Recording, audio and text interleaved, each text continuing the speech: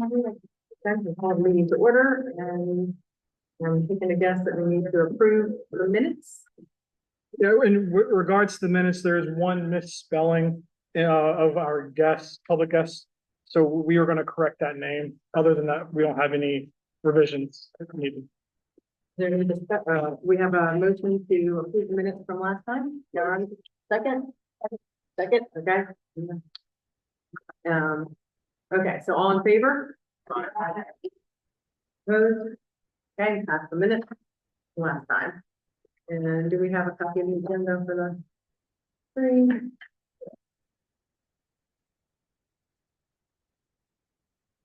So here's the agenda. Speaking with Anna earlier this week, I think it sounds like the game plan, and correct me if I'm wrong, Anna, is from here on out, because we're getting into the zoning conversations where applicants of zoning applications may show up to the meetings to chat, give comments. We're going to have 2 public comment periods, one at the beginning before any discussion has happened. You can listen to any potential comment, and then one at the end in case there's anything else that someone may have showed up late or whatever. So. Okay, great, thank you. And so, no comment tonight. I think you're the only guest we have from the public right now. Okay, great. Okay, thank you.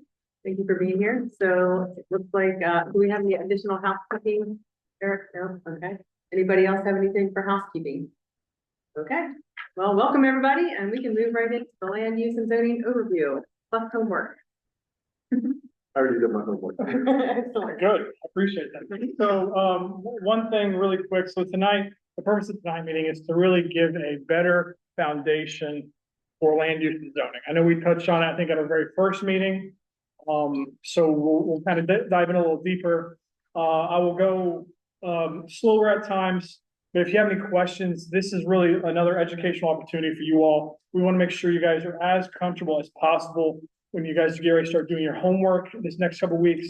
So there are no dumb questions. Ask as many questions as you want. We are here to help really give the information for you.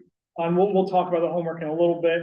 So we're really setting up for the next meeting. The next meeting is going to be the big meeting where we talk about the applications, your recommendations, staff recommendations, and really see how the Region 8 zoning can be shaped moving forward. I want to put this up here. This is just the ethics and conflict of interest. You guys have seen this before. I believe you've done ethics training and potentially signed a conflict of interest form if necessary. I'll show this again our next meeting. The big highlights of all this is if you have an interest in a certain property that's going to be discussed, you can participate in the conversation. Just recuse yourself from any votes. Just keep that in mind. And again, you guys are advisory. So given that you guys are advisory and only providing a recommendation, there really is no regulatory or legal effect that could happen, but it's still very important that you recuse yourself if needed. And if you have any questions, if you should recuse yourself or not, talk to staff, talk to me, whoever you're comfortable with. We'd gladly help you and kind of determine. We understand just simply because you know somebody, should I recuse myself because I know somebody? I always err on the side of caution. If you're not comfortable making a decision, making a vote, you can absolutely recuse yourself. At the same time, just simply knowing somebody necessarily isn't enough to recuse yourself if you want. Mostly because it's South County, everybody knows everybody, right? So we understand that too. And then again, I'll show this again next meeting. The consensus continuum. Ideally, in a perfect world, we all are happy and endorse everything. We all want it. We all have the same agreement. We all want the same thing moving forward. But realistically, we know there's going to be disagreements. There's going to be conversation. And one thing I really recommend, and I really would encourage and enforce as much as I can, is respect. Respect one another. Respect the difference of opinions. Respect the ideas. But let's all work to get to that middle section, the stand aside. We are a group. You 15 have been selected. You have been appointed. This is your process, and we all want to work together and ideally represent Region 8 as a whole. So have conversations, have the back and forth. Let's try to get to that middle ground where we can feel comfortable enough. Like, you know what? I may disagree, but I'm going to stand aside and I trust the group. That's what we want to try to get comfortable with. So with that being said, we're gonna jump right into land use and zoning. So when we discuss land use and zoning, we discuss a couple of things. So the first of which is the development policy area. So the development policy area map was adopted with Plan 2040, and it's our broadest land use category where we identify areas where redevelopment is encouraged, as well as areas where preservation of rural or suburban character is prioritized. So we're in South County tonight, as we've been talking about our whole originating conversation. So when I show you guys the development policy area map, it should come as no surprise that most of South County and Region 8 falls into the rural and agricultural development policy area. There's also a little bit of neighborhood preservation and a little bit of critical corridor, which we'll show you on the map. Neighborhood preservation essentially is what it says. There are some areas where redevelopment is encouraged, like in a village center, and then critical corridor is kind of an area where there are a lot of existing businesses. So as we move from the broad into the more specific, there's also planned land use, which we discussed. So planned land use is also from Plan 2040, and it guides development patterns within the county based on the vision, goals, policies, and the development policy area map in Plan 2040, and it is implemented through the zoning. So planned land use kind of falls in the middle. We've got more broad is development policy area, more specific is zoning. And so planned land use is, when you think about South County, you can think about that there's areas where it's industrial, where it's commercial, where it's residential. That's where you get into a slightly more specific than just the broad of development policy area, but it doesn't have the rules and regulations of the zoning code. The zoning code is what implements the planned land use, and it is consistent with planned land use. According to state law, it has to be. And it's also where those rules and regulations come to play. So as we continue our conversations, we fully understand that for some of y'all, this might be your first foray into land use and zoning. And so feel free to keep conversations at more of like a planned land use level. I think we can all agree that you can tell what commercial versus industrial versus residential is. And then when it comes to the nitty gritty of zoning, even Eric and I have to refer to the zoning administration sometimes because there are specifics with the rules and regulations. So you're more than welcome to, study the zoning code, which is Article 18, I believe, of the code. But you're not expected to become maestros and fully know every little detail. Add on to that point, as Jesse mentioned, think about what you said, think about the land use, think about just generally, what do you want to see there? You want to see more commercial, keep it what it is, residential.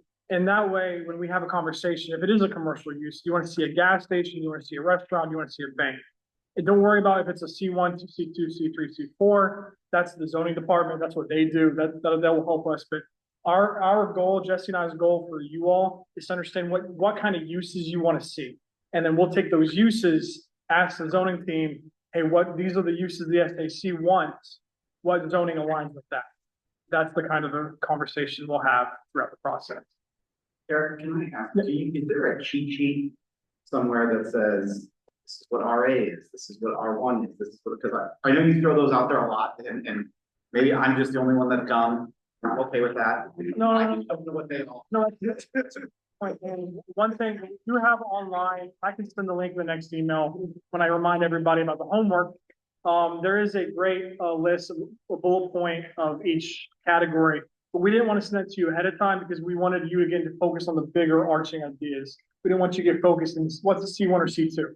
Where do I fit in there? Yeah. So we will absolutely send that to you. But again, think of the more broad, what in general do I want to see? And we as zoning will determine that the bank is a C1 use or the restaurant's a C3 use.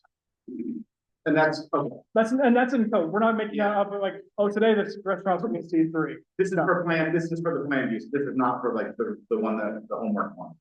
Yes. So this is the foundation for the homework. We're kind of narrowing down to that. Yeah, because I guess my question was like, when we see on here, it's going from RA to R1. Okay, well, what is that? And then that could be, that means they're going to try to put 8 houses. Oh, okay, now we understand. Yeah, so we have a fact sheet that we'll get to, and it'll break it down very, Thank you. yeah, of course. So this image is our development policy area map. This green shade, that covers most of Region 8, that's our rural and agricultural development policy area. And, the definition for rural and agricultural is on the screen, but, the most important sentence in there, I think, is the one that's underlined, that development is limited to protect the rural and agricultural heritage. You can also see neighborhood preservation, it's that tan shade, where development is limited to infill. And then we have a small area of critical corridor, which is right on 214 in Edgewater. And again, this is what we showed, I think, at the very first meeting. We really want to show you all that this is essentially keep South County, right? We're not trying to make the whole county, the whole region, rural town center, or even North County. This really, as Jesse mentioned, limits development. It doesn't exclude it. You can still have certain things, commercial uses here and there, sure, but it limits. And that's really the emphasis we're talking here. And that critical corridor, that's right up on the Edgewater, I think, Route 2, right? And, yeah, 250, thank you. That is going to be the critical corridor is the most intense type of uses. When you think of that, the old Kmart area, the Chick-fil-A, McDonald's area, that little shopping center, that's going to be up there.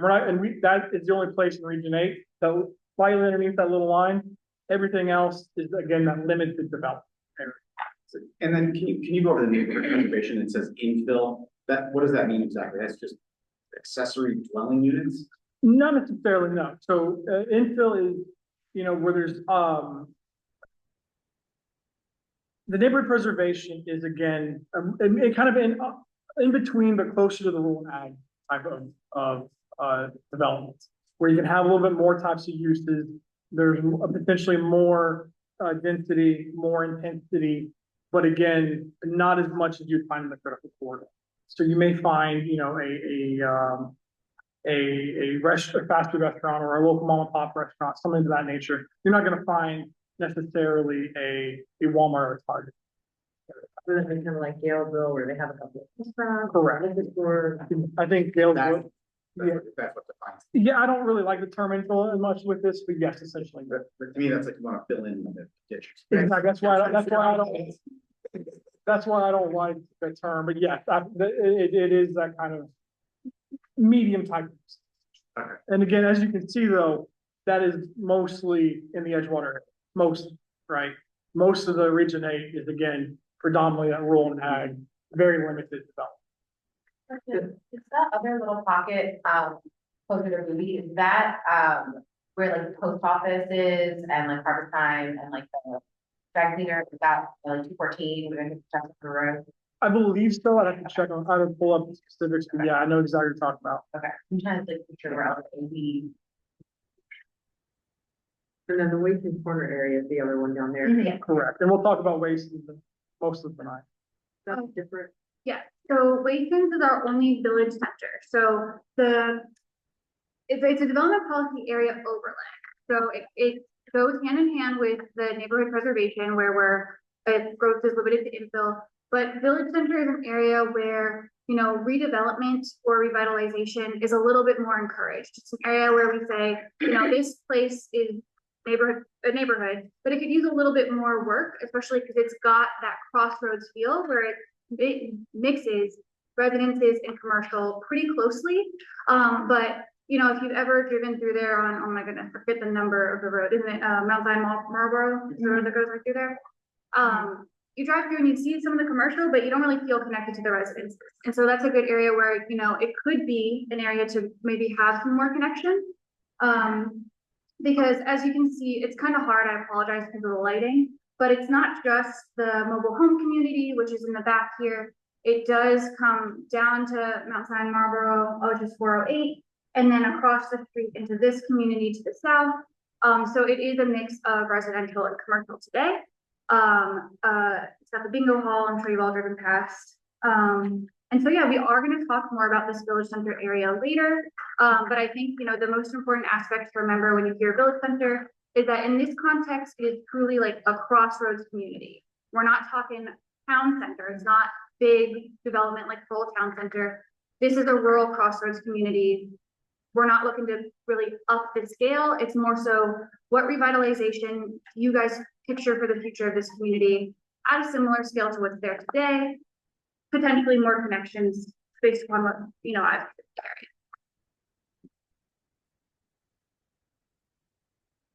So that kind of covers the development policy area side of things, the broad side of things.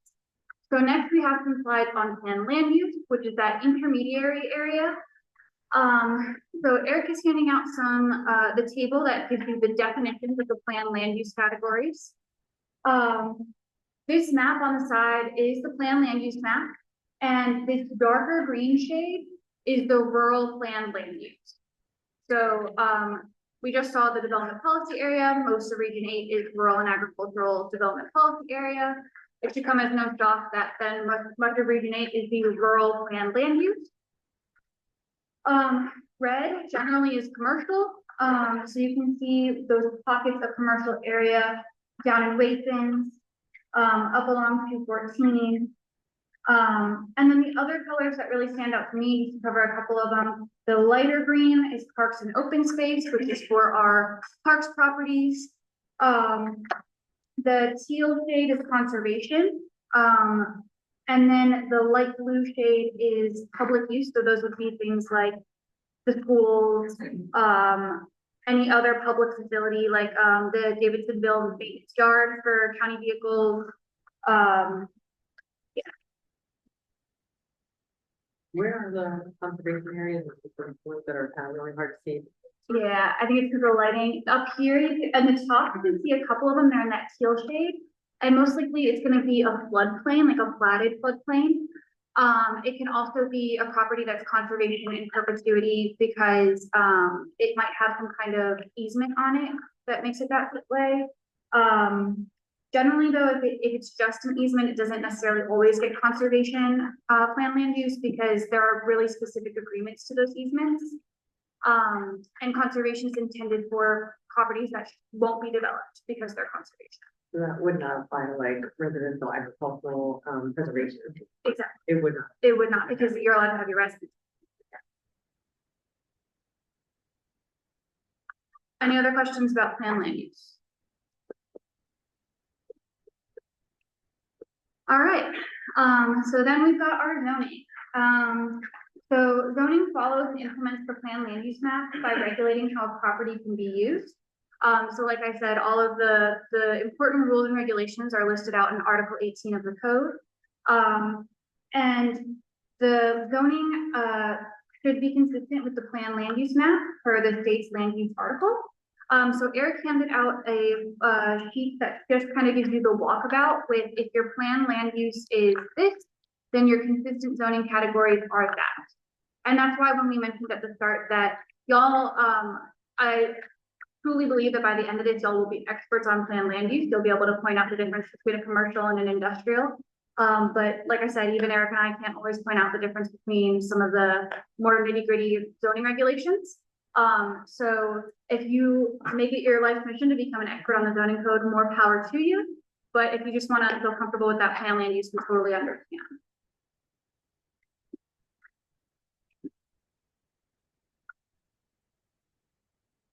Can you talk through, just looking at this, I think I understand most of them. What is mixed, when you get to mixed? Yeah, so That seems like one that it doesn't really have a definition, it just says mixed. actually it's just updated. So I believe there are now 5 mixed use categories. Okay. And they tend to follow scale of a development. Whereas previously they were things like mixed use residential. Now it's more in terms of like the scale of the area. The minimum lot size for mixed use zoning is 5 acres. And it's generally more in developed, not necessarily like rural town center type areas, but more so suburban to urban type areas. I am not familiar with any existing mixed use. Yeah, to add on to that, there is no existing mixed use. Right, but what is mixed use residential? What does that mean? Yeah, so essentially you can have a mix of the base a base floor could be, offices or small shops and then apartments above it. Maybe that's one option. Another option is, you could, then that's vertical mixed use, right? Because you're going up. There's some places that have, Wouldn't that also be commercial then? yeah, so again, you have the MXD, the R, those have been revised now. Those are no longer called these Oh, to make it a little easier, and more. So we'd have to update this chart to find 2040, but we can give you the new mixed use Okay. code, regulations if you're interested. But essentially, yeah, so the mixed use residential does focus more on the residential aspect, while the commercial is more commercial, and then the transit is typically around, park and rides or stuff like Mark Station, stuff of that nature. okay, yeah, because I did see in the homework that somebody's trying to get mixed use. That's why I was wondering what it is. All right, so then this slide, like I said, the plan land use for mid-range development policy area is more broad and zoning is more specific. And this just kind of shows how all of these things interlay and tend to be very consistent. So on the first panel under DPA, you can see, like I said, that green is rural and agricultural, the tan shade is neighborhood preservation, and then we have that critical corridor right along Maryland 14 and Maryland 2. Over in the middle at plan land use, you can see that one green shade really dominates most of the map. That's once again our rural plan land use. And then for zoning, we've once again got a green shade on much of our map, which is the RA zoning district. Just because I know RA is probably the one you'll come across most in your homework. RA means rural agricultural, and it generally permits one house per 20 acres. Some of the other shades you'll see on here right now is the dark green is open space, which is for parks and other properties that are conservation in perpetuity. And then, like I said, red generally means commercial.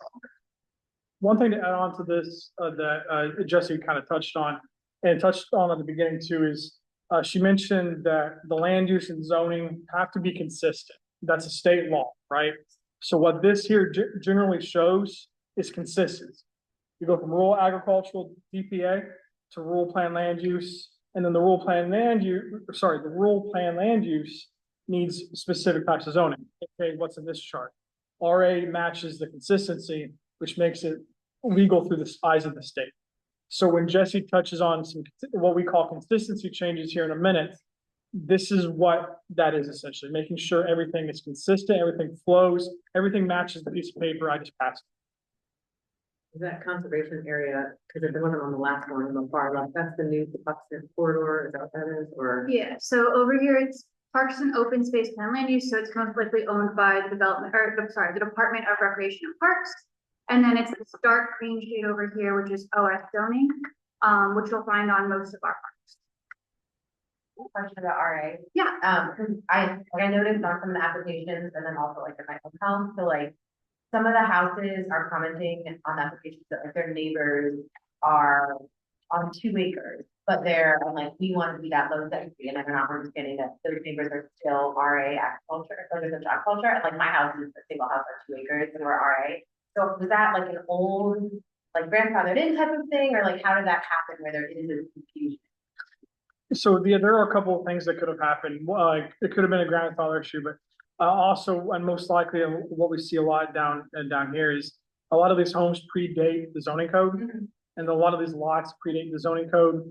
So what likely happened is when the zoning code was created in the 50s, it was more of a blanket. We're just gonna make everything low density, and regardless of your lot size, as the code is updated, you were kind of just stuck in that. So when, as you noted on the application, there are a lot of people that you'll see in these applications that have these smaller lots that want to subdivide for family or whatever. And right now they can't because of their zoning.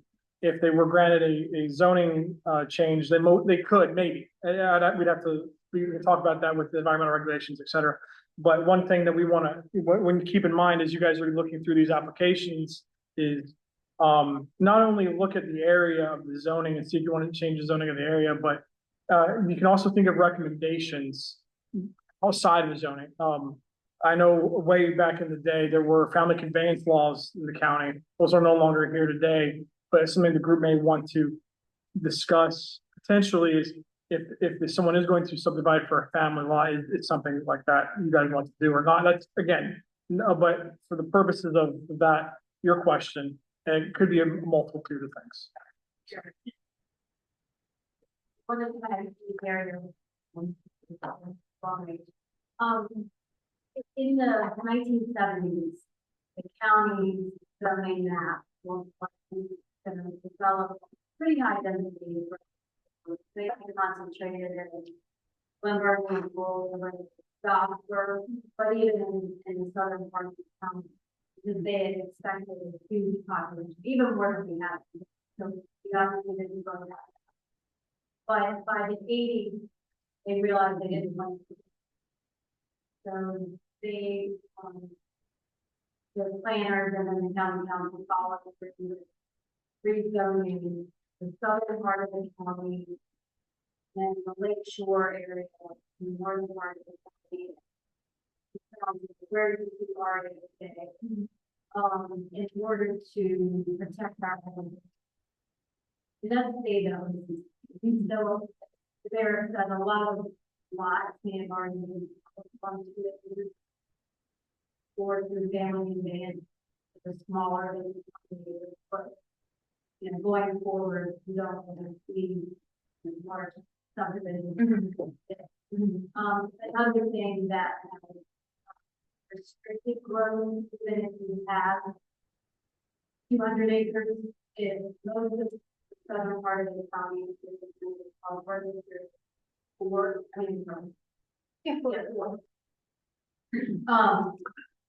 Which is a state law restricting development to minor subdivisions, which Tarrant County minor is 5 months. So that's where you're but there is a lot of people already from the And you'll also notice if you ever become a zoning code expert or manage to find a zoning code online, that although when I say RA generally 1 house per 20 acres, within the code there are like, it does say like minimum lot size of 1 acre. Like there are provisions to help allow you to like have a deck, etc. Even though you don't meet that 1 per 20, that is the general.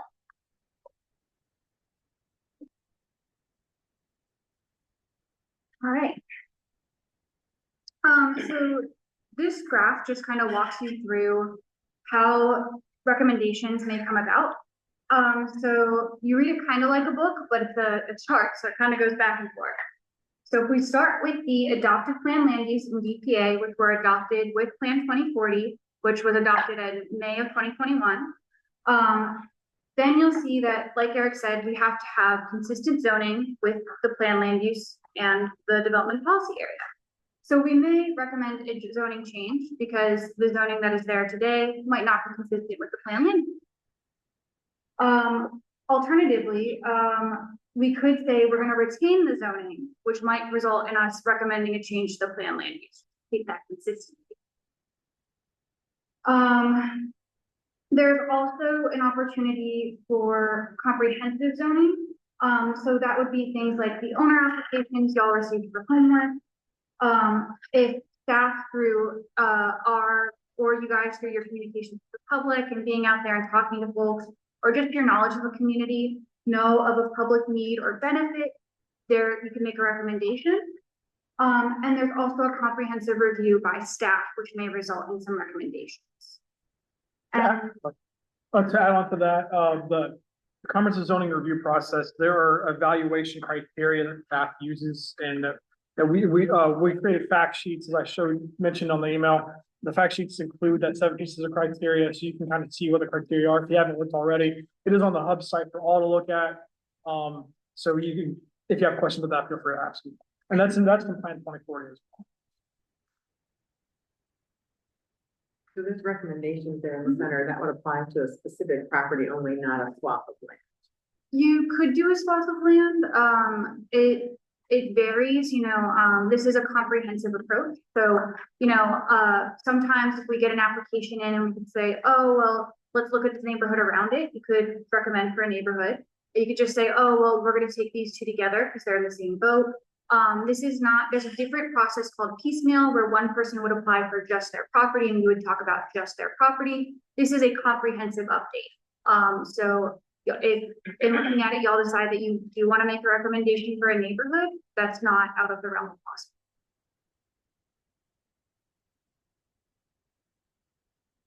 All right, so this slide just kind of goes over what is a consistency change. The plan land use was adopted with Plan 2040, and ooh, I can move. You're gonna have to trust me for what's behind the beautiful Zoom picture up in the top right. And if you don't trust Jesse, this is available online, but next week, so you can check. So, it is an image of the adopted plan land use in Plan 2040. You can see a green shade in the right corner, an orange shade in the middle, and a tan up at the top. Well, what does that mean? Green in this instance, it is parks and open space. Orange is a low, medium density residential. It's not quite a townhouse, it can be, but it's generally about 5 houses per acre. And then that tan shade is a low density residential. That's generally 1 house per acre, 2 houses per acre. And then you can see the existing zoning. You can see that on the right-hand side, once again, we've got green. In the middle, we've got orange, and up top, we've got yellow. So that yellow is R2, that's about 2 houses per acre. That's consistent with a low density residential. It's on the chart if you really want to follow the walkthrough. Green is parks and open space plan land use, which is consistent with the zoning that's there currently, that green open space zoning. And then the orange is that R5, which is consistent with LMDR, low medium density residential. But the area that's circled is orange zoning, R5, but it's circled and it's that tan shade plan land use. So if you see if you go to low medium density residential plan land use on that table 17, you'll see that those two things don't really add up. If it's a low density residential, like it is in the Plan 2040 plan land use, it should be a R1 or R2. And that circled area in the middle image is an orange, which is R5. It's just saying it's not consistent for this. So the proposed zoning for this neighborhood is R2, which is consistent for the table. So this slide basically just tells you what I tried to explain to you, which is that staff will make recommendations to make the zoning consistent with the plan land use. As you can see, this neighborhood in this example is built out already. All of those dots are existing residences. So they would be protected with the regulations in the code, so that their existing dwellings would be able to continue to exist. It would just change that zoning density to be more consistent with the remainder of that established neighborhood and to be consistent with the plan land use that was recently adopted.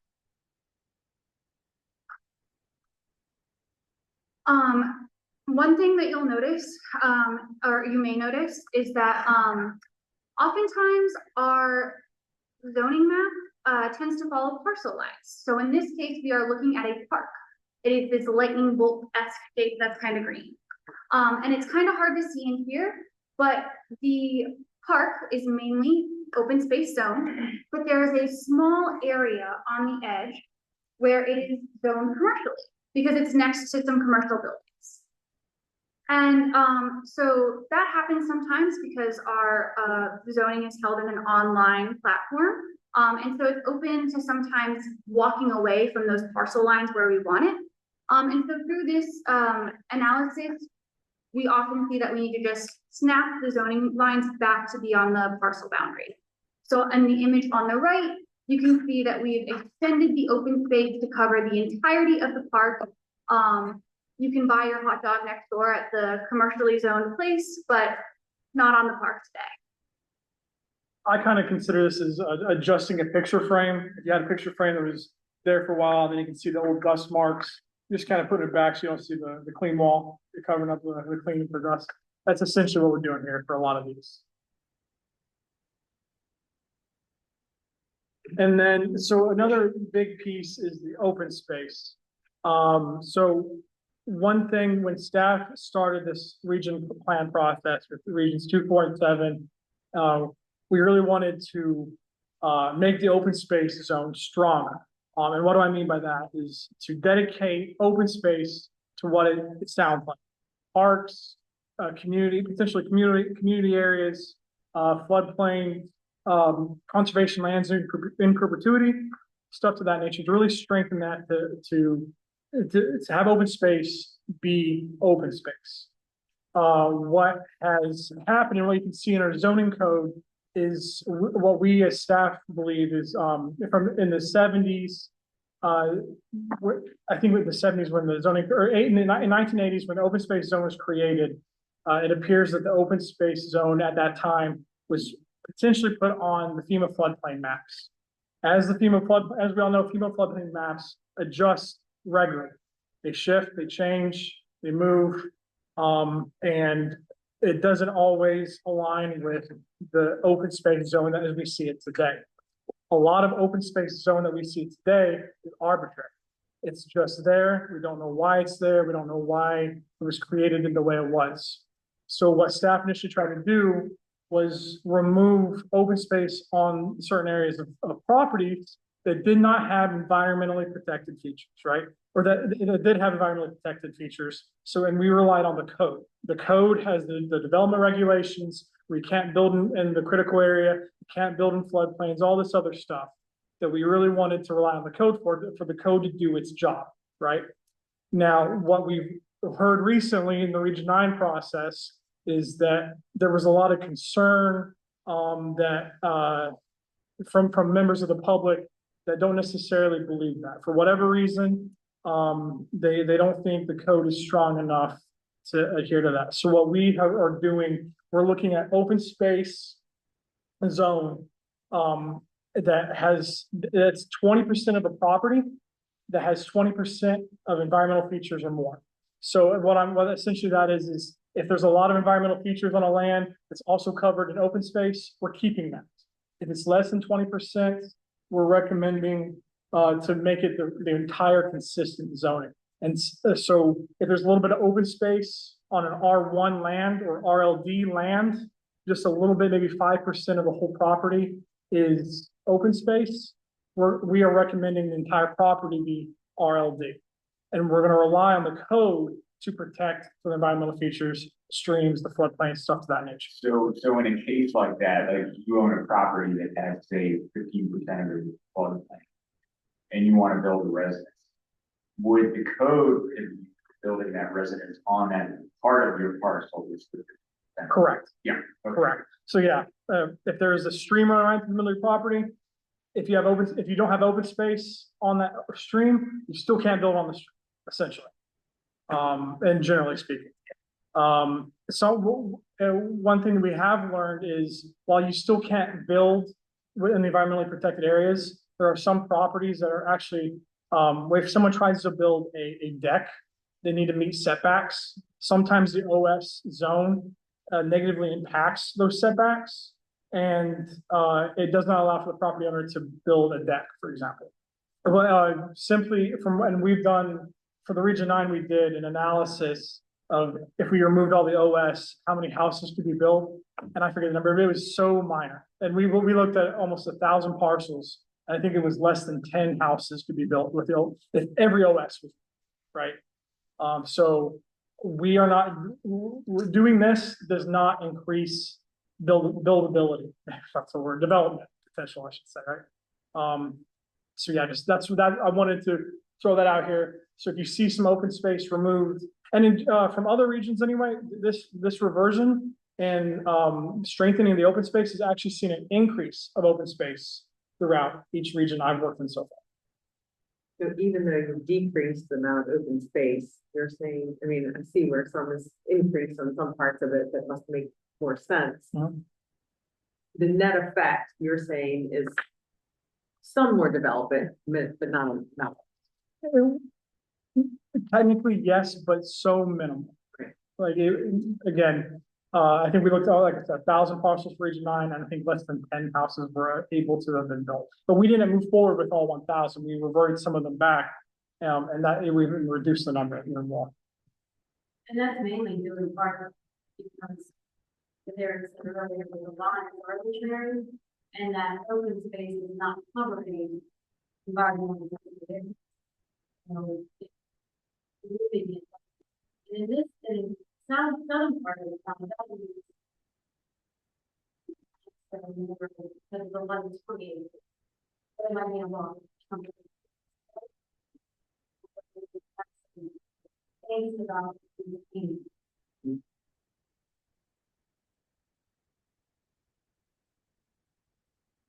And then the next area we want to talk about are called PUDs, or planned unit developments. There are only 2 in Region 8. If you kind of see they're circled in blue, it's kind of hard with this map with the purple. I should have picked another color, I apologize.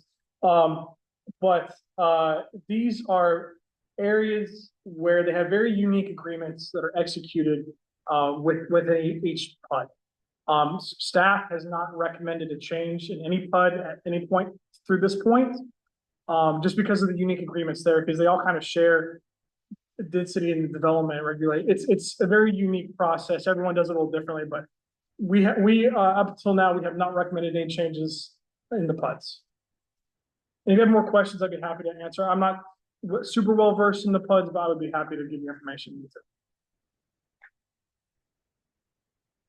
So then, and finally, again, what Jesse mentioned, the other 2 types of changes that can come through this process is the staff or SAC recommendation. Any staff recommendation we will present to you. We want to hear your opinion. We're not, again, this is the process for everybody. I said at the first meeting, the plan for everybody. We want to make sure we're as transparent as possible. So any recommendation we create while you guys are meeting and discussing, we want to present to you and show you all that. And you guys can do the same. If you have an idea what we're discussing these next meetings, we can absolutely talk about it as a group. And see what you think and move forward with potential recommendation there. And then, What if you don't have a recommendation? no, if there's no recommendation, that's fine, and I'll get to that in a minute. So go back. So the last finally is the zoning owner applications, which you guys will be reviewing shortly. And yeah. So as you're reviewing and as you see the plan, the final document, you may see these weird, funky numbers. I just want to show you what it is. It's essentially a breakdown of a zoning application. The CZ stands for comprehensive zoning, R8 is Region 8, and then you're going to have 3 letters that represent a community. DSV is Davidsonville, there's Lothian, there's Edgewater, every community that has an application, it's there. And we have it broken down for you, but if you have any questions, feel free, and being able to pull up on a map should kind of help too, but if The community code doesn't necessarily align to the location. It follows the communities set forth by Plan 2040. So you're exactly right. Up on the very northern edge of Region 8, the mailing address is Ambrose, but in Plan 2040, the community is Davidsonville. So that's why, or sorry, yeah, Davidsonville. So that's why it's the DSV. and these are very general, but again, just helps identify applications and recommendations. And then, so this is an example of what you'll see in the final plan. Region 9 really was curious, at this point was very curious of how the recommendations are going to look. How do they know if it's an SAC recommendation, stuff to that nature? And what if staff and SAC disagree, which is perfect. So what I highlighted, so what you're seeing here is an example from the Region 9 plan. And it shows in the far left, the application, the recommendation number. So this one was in Churchton, has the address, has some identity, property identification numbers, and then what was requested, as well as what the SAC recommended. And in the top case, there was no recommendation. So you guys don't have to have a recommendation on every single application. You don't have to have a recommendation on every single discussion point, and that's perfectly okay. And we will note that. We'll note for whatever reason, if you didn't come to a consensus, or if they're just, you believe there wasn't enough information, whatever it may be, we will note it there. And then there will be a PAB deliberation and have a conversation. They'll come up with a recommendation. And then For Planning Advisory Board, Thank it's a citizen advisory committee. It's 7 members. They represent each of the council districts. They review all master plans, they're advisory. And they review everything that you guys review. So you guys do your review process, you guys go through this whole planning process, and then it goes to them. And then they'll make the recommendations, and then eventually go to county council, and county council makes the final decision. Which is why you don't see that up here, because it's theirs to determine, right? And then, so the second one is where the SAC agrees. And this one was more simple. It just simply says they agree with staff recommendation. This was one that was likely we sent it to them in a homework, very similar to what I sent to you this afternoon. There was either a very high majority, if not a unanimous majority, that they just simply, yeah, we agree, let's move on, let's not waste our time, kind of thing. And then alternatively, there were some that you may have a different recommendation, and that's perfectly fine too. So if you guys discuss and you, in that example, you thought R1 should have been R2, we could have noted that and said, well, we come up with justification based on your conversation and presented that to the planning advisory board as well as county council as well. So what I really want to emphasize in all this here is whatever you guys decide, however you guys have a conversation, however you guys discuss these applications, it will be noted, it will be recorded, and it will be presented to the next two steps of the process. Not only do the appointees of the planning advisory board, as well as the elected officials of the county council get to see this, but so do the members of the public. And so everyone will know where you all stood as a group, right? This is a group effort, and it's going to be a group recommendation. So Eric, the staff is the requested one. No, so in that example, staff was just the final recommendation. What is presented on a map is through what, as stated by the code, is the staff recommendation, but it is noted if there is a difference in these charts. And there often is a difference with the SAC and even the PAB. There have been some times where the staff, the SAC and PAB had three different recommendations. And there are times where staff may come into a conversation and say, we're thinking this, but we'll hear from you all, we'll hear from the public, we'll hear from the PAB, and that recommendation may change. And that's why when it goes to the county council, it says final recommendation or final justification, just to differentiate it in case staff had a different preliminary recommendation earlier in the process. That gets us to your homework. Excellent. So I sent you guys an email today. It was a very lengthy email. I heard Mike's already done, so congratulations, Mike. I might go back though. I do it fast and then I go back and do it slow. There you go, there you go. So, essentially in the email, I gave a lot of information. And first I mentioned that there were, I think, 28 applications submitted. And each application you guys are going to be able to review and discuss. And I'm about to pass off some fact sheets in a second to show. And what I would highly encourage you to do is on the Google Drive, and I sent that link in the email as well. You click on that, open up each fact sheet, take a look that over, and then open up the Survey Monkey. The Survey Monkey is essentially going to be what you see on the left. Let's go to the next slide. The first question is going to be, what is your name? And this is, again, for SAC members only. The only reason we're asking your name is so we can track who's done it and who hasn't. That is the only purpose. I don't care what you say. I mean, I do care what you say. I don't necessarily, I'm not going to hold a certain recommendation or opinion against you. That's not the point of this. The point of this is, again, just to know that you've completed this so we can bug everybody else who hasn't. That when you get to your question, this will be at the very top.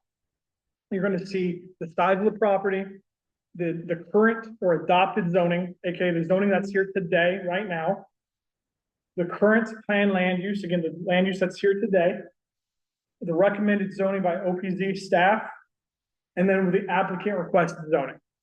Is this fake or? No, this one is real. This is a real one. What are they trying to do? I don't understand. So yes, so this application, they currently have R1 zoning.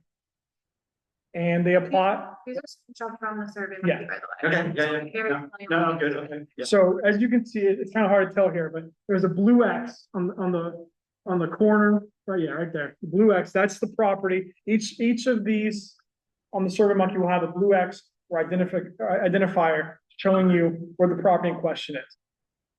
And there's a chart above that tells you which color represents what. So There's, dark green, that's rural, the light green, basically the far left corner of the map, that's parks, et cetera, et cetera.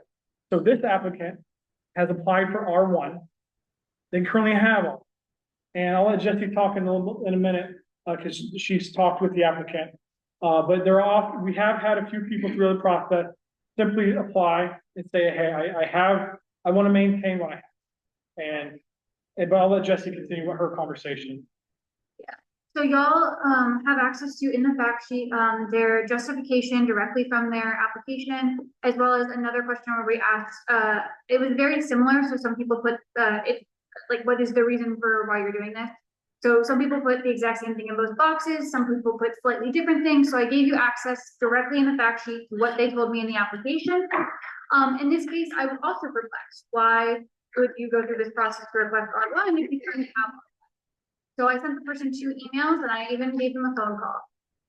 And it was a woman who let me know that she'd heard about this process. Her husband was trying to do something previously and he passed recently and she heard about the process and she was like, oh, I want to keep this going. And when I called her to ask her, what is it exactly you're interested in keeping going? And she really wasn't sure. She didn't know. And I told her to give me a call back or to email me back when she figures that out. And I still haven't heard. So to the best of my ability, R1 is what she has. It's what she's been working with. What she applied for. What she applied for. It's what a lot of her neighbors have on this side of the intersection of 214 and Brickford Road. And so staff, it's consistent with her planned land use. And so staff is recommending that she maintain that R1 zoning. To be frank, if I hear from her while we're still doing this process, I'll let you know. But I don't expect to at this point. One thing I want to add on all the fact sheets, I'm only printing off 2 because you have 2 examples, but there are fact sheets for every single application on the Google Drive, as well as the an application itself, the submitted application they submitted, everything, the verbatim. The top portion where it says applicant information is verbatim from them. So when they say zoning request reason, subdivide, that's what they put. We didn't revise anything. We didn't shorten anything. That is exactly word for word what they put. So this is the information we have, the information we went off of. We're passing the exact same information on to the group. Real quick, I noticed that on some of the documents it said redacted. Yeah, so and I mentioned this in the email, I believe. The copy of the application that's in the Google Drive is the redacted copy, and the only thing redacted is personal information, phone numbers, personal emails, and personal names, stuff of that nature. Everything, and that was question number 3, I believe, in the application. So when you open up the application, it should just go 1, 2, and then 4. So once again, we've got a direct screenshot from the Survey Monkey. So you'll see that table we had on that first slide. You'll see the screenshot of the property with an indicator on there. You'll see the table with the plan, what the colors mean in terms of planned land use. And then at the end, you'll see this question, where you can see once again, OPZ's recommendation and justification at this preliminary stage. And then you can give your response. Yes, I feel strongly that I agree with it's always going to ask you, do you agree with the OPZ recommendation? And you can say, yes, I strongly agree with that. I'm good. Yes, but if time permits, I would like to discuss this a little further. Abstain, I have a vested interest, I know the property owner or whatever other reason you may have, or no, this needs more discussion. And those are the answer choices every single time. And if you disagree with the staff recommendation, we'll ask you why. And I don't necessarily need a whole thesis. But if some bullet points help staff, anything you can help, then maybe we can answer a question that you have, or if there's a hesitation as to why you're not on board. And would be helpful for us just so we can get information prepared, ready to have a discussion with you all. Well, let me ask you a question. Yeah. So like in the justification, probably they're doing themselves a disservice. Just says we want to change because this is too restrictive. Give me the why. And maybe I'd be more compassionate. Sure. When people call us and ask, I always tell them give as much information as you're comfortable giving, because the more information is better. Some people give me the why.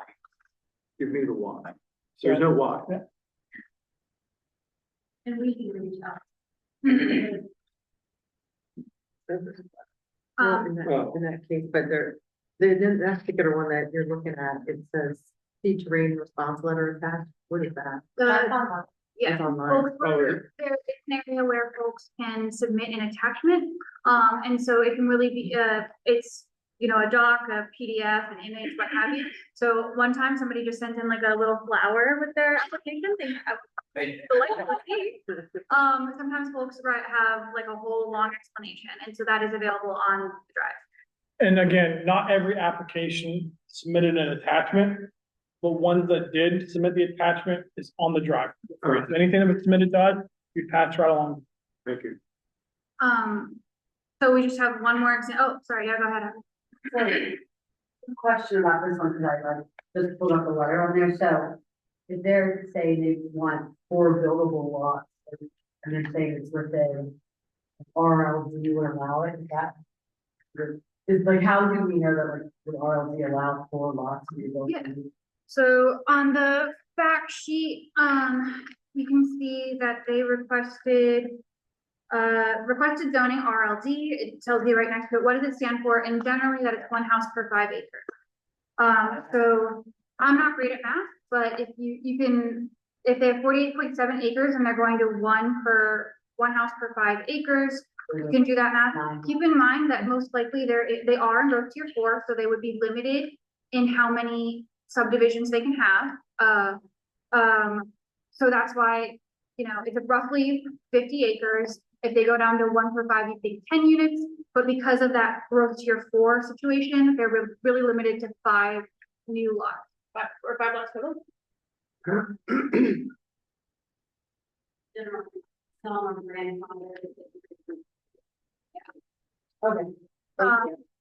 And again, you can see, so each application, when we get to the commercial zones and stuff of that nature, you'll see the application information, the top portion of the fact sheet, as Jesse mentioned, the requested zoning. This one says RLD and then gives the generalization comments. Each application will have that. So C4 will have, if there's a C4, they'll have like commercial highway next to it, which means most intense. The one thing to think about too is when we talk about the commercial zoning or industrial zoning, the higher the number, the more intense. So there's in commercial C1, C2, C3, C4, and small business. Small business is the least intense of the commercial, generally speaking. But again, if you see a C4, think really anything, essentially. But again, you are limited to things within the growth tiers and environmental regulations, stuff of that nature. But again, generally speaking, the higher the number, more intensity.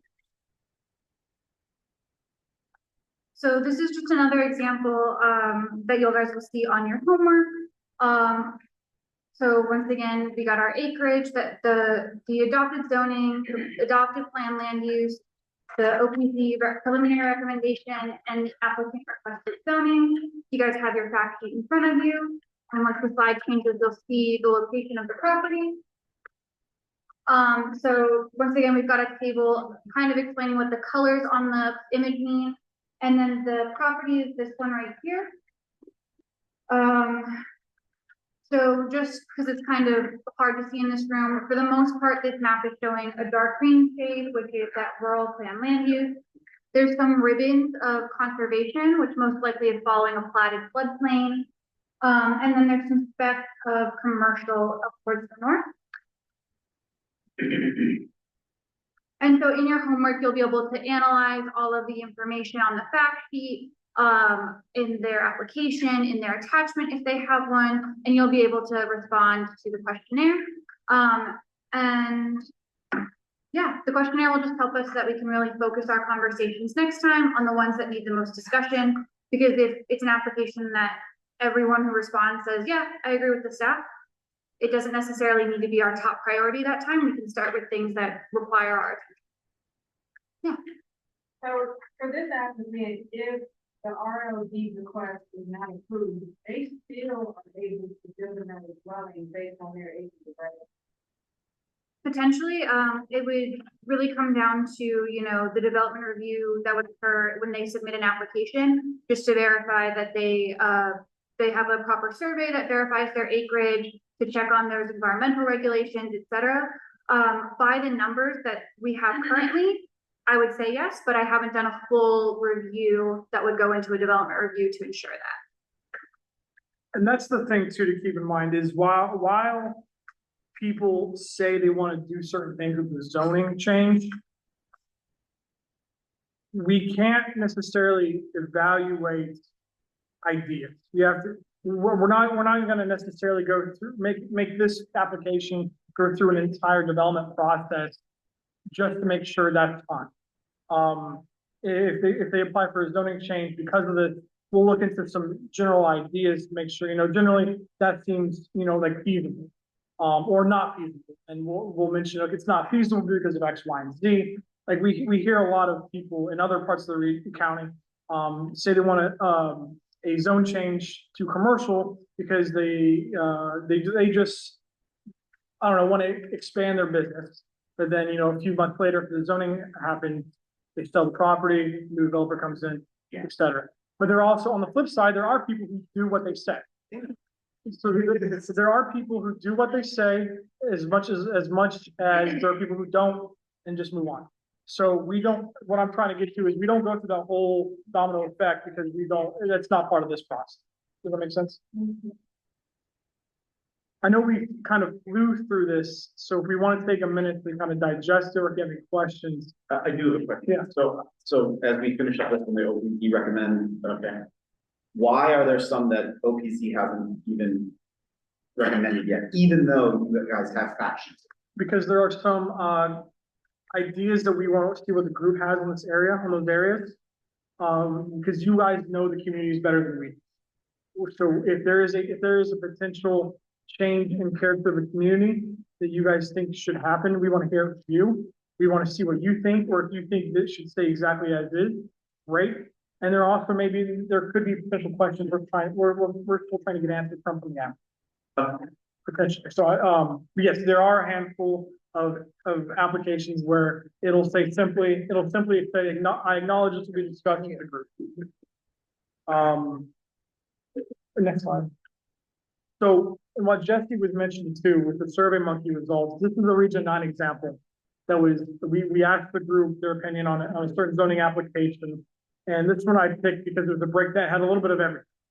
And it's about half the people said yes, no discussion needed, or yes, I want to talk if there's time. While the other half, either one or two abstained, and then the rest was no, this needs discussion.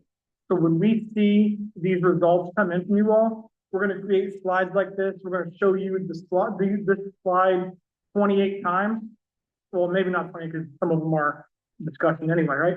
But we're going to show you each time you guys have an opinion on something, we're going to show you the result, just to kind of give you that transparency from our end as well. And hold each other accountable that if you said you want to talk about something, this is the one you want to talk about, we're going to talk. But again, this is what we're looking at as a staff point of view, because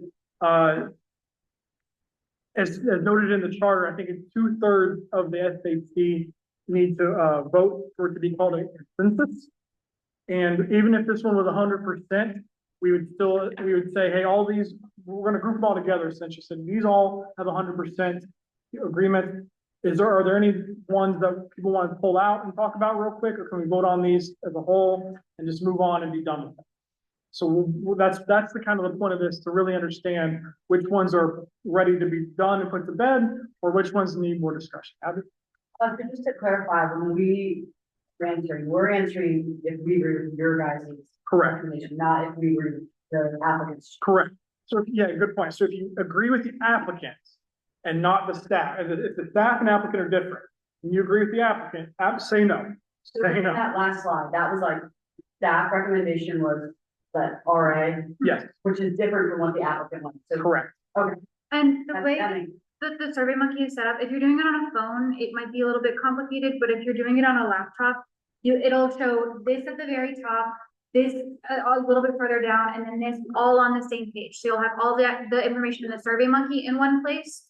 You might still want to have your something else open as you flip through their application materials, etc.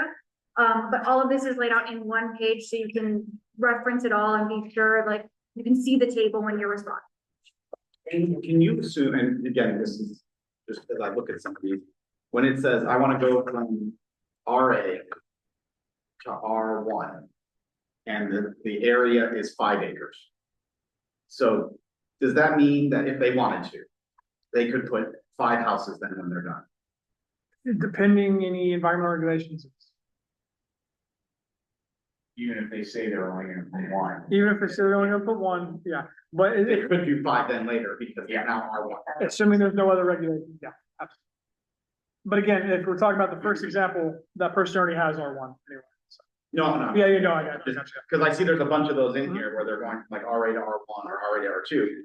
And then you would think like, oh, they just wanna go to 2 houses. But then when you look at the acreage that they have though, now that means like, oh, wait a minute, that's 2 houses per acre. They have 10 acres. That's actually 20 houses. But again, the south, most of Region 8, I would say 98% outside of Defense Highway, everything south essentially is in growth tier 4, and they are capped at 5.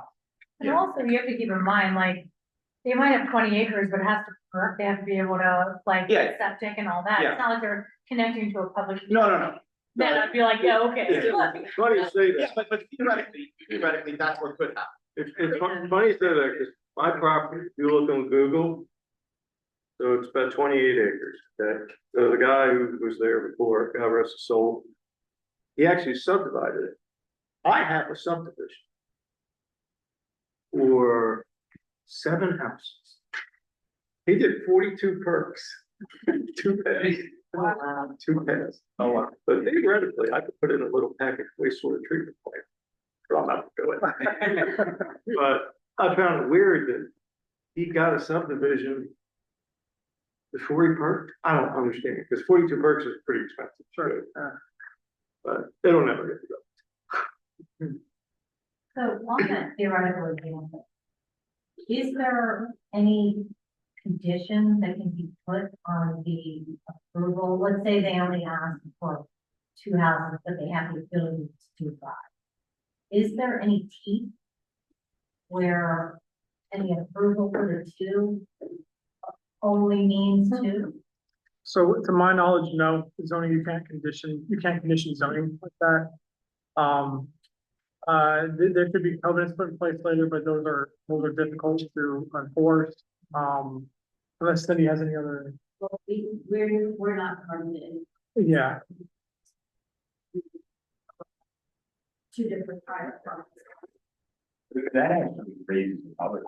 So, if somebody's going to RA and they want to take it down to R1, and you say, well, with what they want to do, they can do that with another classification. Can we recommend that intermediate class? absolutely. And we've seen that often, staff does that often. Maybe not with Region 8 as much, because Yeah.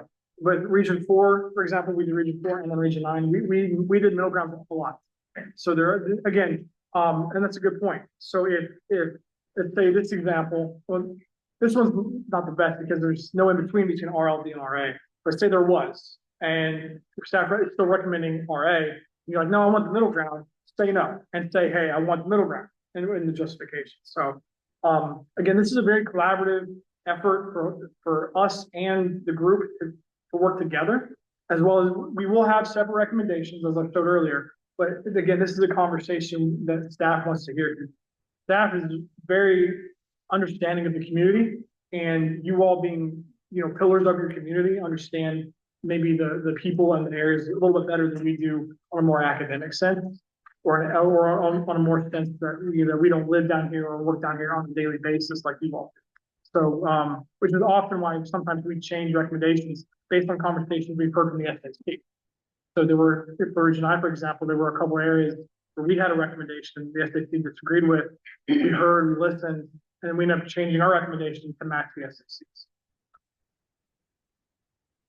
I have a comment too, so just as for us, as we get into this, looking at the amount of applications in Davidsonville specifically, this is also kind of calling to mind in the school children, the redistricting process, which people are making concerned about people being pulled from Davidsonville Elementary, and from the South River Feeder. And I think that changes in the zoning will have a direct impact on that. And we should just all be mindful to, like, the feedback from the community is they want to minimize the changes as much as possible. So we see recommendations coming down, trying to go to R1, LLB, there was like a mixed 1, 2, and you can see too, it tells you like which elementary school and feeder school, just be mindful. So from what I've seen, going to the meetings about the redistricting, the community does not want to see an increase, in growth. Which I think is awesome. On the record, for us all. Yeah, to add to that, we talked about the dangerous intersection. I would traffic, I noticed one of those applications for a large subdivision at around 458. You know, so we need to keep those things in mind. Well, Do we have that, or do you guys typically put that data on there? Because I mean, this would be a good time to link the current school rezoning that she's considering with, I think the first 4 or 5 in Davidsonville will all definitely affect that rezoning of the schools that they're doing right now. I did provide y'all with the current school districts based upon, or the current schools it would go to based upon like currently. The Board of Education and that whole process hasn't finalized their redistricting, and as Mr. Roof let you know last time, with North County, they ended up going with a recommendation that wasn't even one presented to the public. So I don't want the hypotheticals in here. If you have the time, you're more than welcome to walk through. But I did provide you with the current. And while everything, all the points were made, those are good points. Simply rezoning does not impact it does not impact it. So, I mean, I know development can occur with new zoning types, but simply rezoning does not affect. It would have to, so there would be, you know, more time for the development process and stuff. But yeah, but if there's an increase of density, yeah, then yes. But I just want to reiterate that.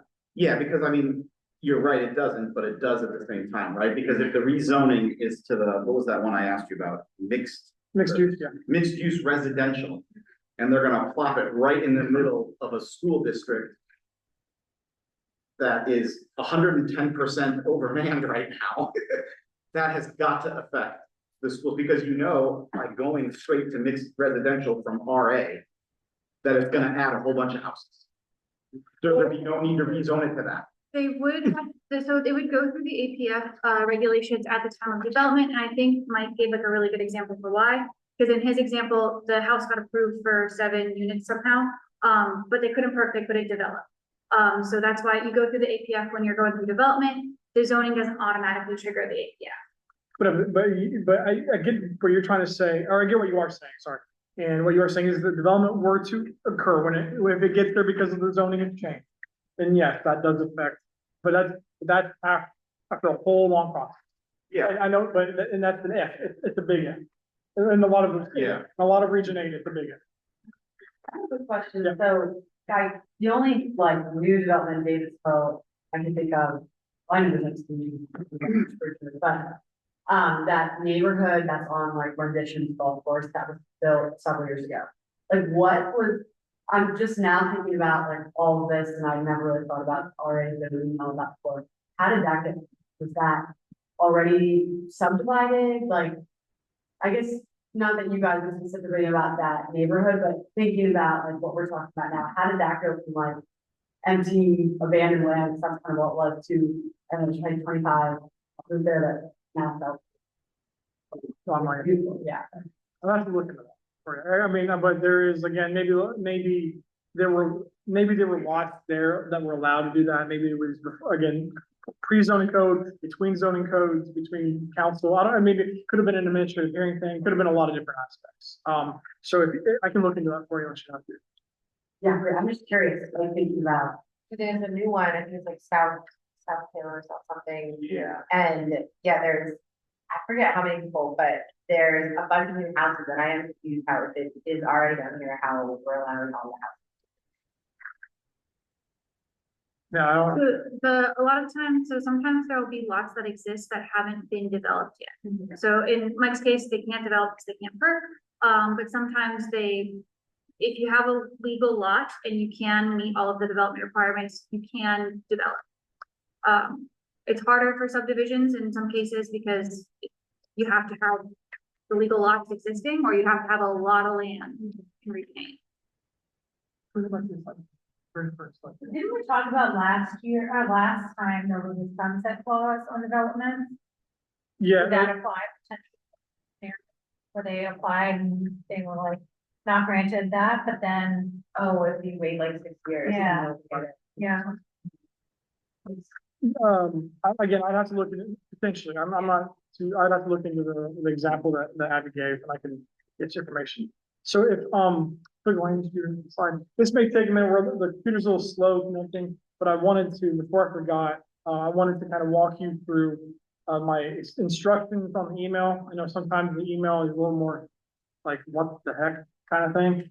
So if this isn't doing it for you, these fact sheets aren't doing it for you, you want to see the community, you want to drive around the area, we click this link that's in the email, it'll take you to this website. Looks like it's going to be a minute, but essentially, this is going to be an opportunity for you all to kind of drive around the area. There's a lot of information here. You can dig as deep as you want. I encourage you to really kind of focus on the land use and zoning aspects.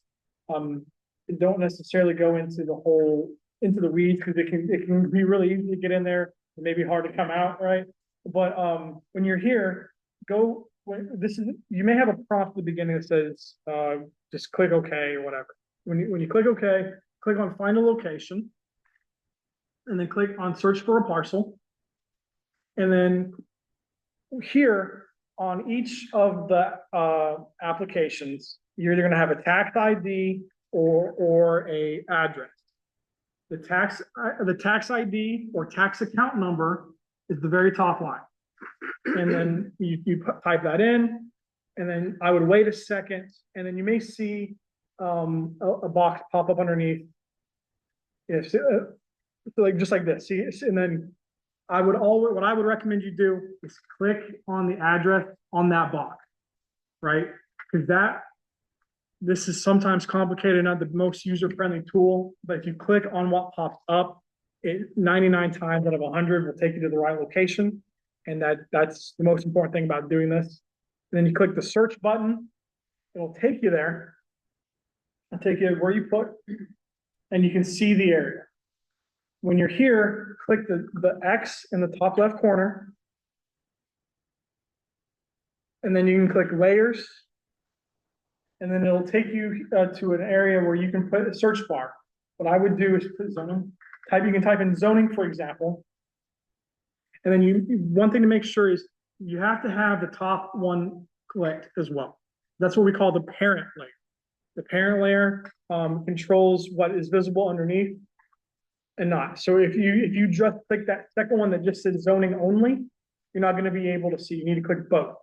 And that way here you can kind of scroll around the area. You can see the zoning in the community. This is where we work. This is Region 7. So don't worry about all this stuff right now. But I just want to kind of give you guys a run through how to use this a little bit, as well as you can use. If I have a question.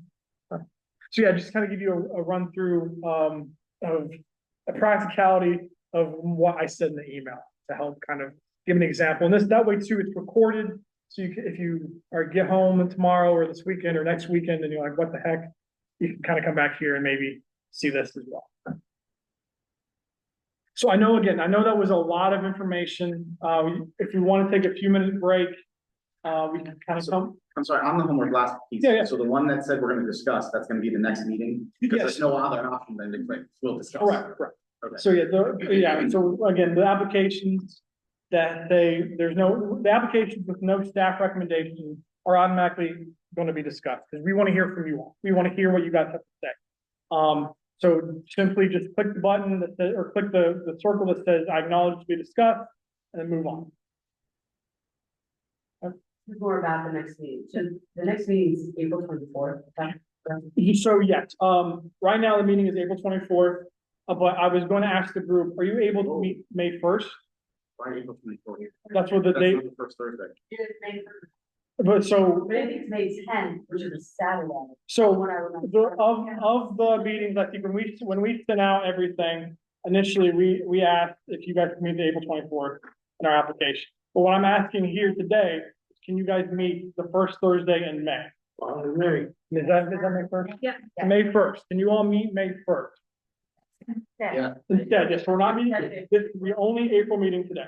Yeah. If you all can meet May first. And then May 10th, is that still? So May tenth is if you get ahead of me, right? So no, great question, great question. So May first will be our next meeting after tonight, based on what I just heard. And then May tenth, I think is a Saturday, right? Yeah. And right now we have a Saturday meeting scheduled from 8:30 in the morning to 1 in the afternoon. But that's if needed. So what I highly encourage you all to do is please do your homework. We don't want a Saturday meeting as much as you guys don't want a Saturday meeting, let me tell you. But we will, because this is very important work. We need to get this done. We need to do it properly. We don't want to cut corners. We want to really go through the whole process. And if it's needed, it's needed, and we'll just do it and move on, right? But if we can get everything done through the next meeting, May first, which gives everybody an extra week to discuss, to review the zoning application, to really do your homework, then we can come to this meeting prepared to have conversations, potentially spend the whole 2.5, maybe even tweak an extra half hour if we need to, and really hammer it out May first. So if we can get everything done May first, that's it for May. If not, We're gonna get it done. I appreciate it. Overtime sounds good to me that night. But we can talk more about that in tonight if we need to, but that's the plan. I've been banking on that mentally in myself. Tonight, May first, and then take a little bit of a break, right? So. Any other questions? We have sweet potato chili over here, because you might want to try it, and there's plenty of you already did try it. So we'll take a 10-minute break, or maybe, yeah, and come back at 7:10. Yeah, the restrooms are gonna be right to your, leave this room, right to the right, and you'll see, I think the men's first. I think it's middle school, they're gonna be like, so we're not.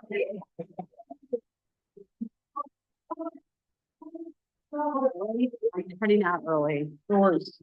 And you know. Hey, good luck. Good luck. No, which part, you're the biggest part, right? Yeah. Good luck. Thank you. You got it. I don't have That long time Yeah. ago. Really? I did. Yeah. We did everything once. Yeah, so did my wife. She did everything. That was like 20 years ago. Yeah. It was like, you sit all day and you do the whole damn thing. That's funny. Yeah. Yeah. I think someone wants to comment, like a public comment at the end. Okay, well, I'll- They hold out for like a second. is it all online? I think it's online, it's information up on the Q&A. I want to have them, like, submit a comment on right after the Yeah. Okay.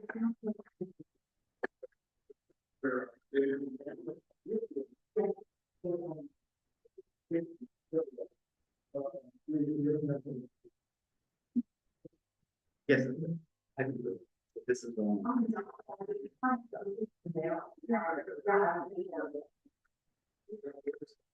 That's my house. But 4 houses in my backyard, possibly. Yeah. It can stay RA. But then the other thing, let's see, this is. This is the area. Oh, it's versus here. Which is like 38. What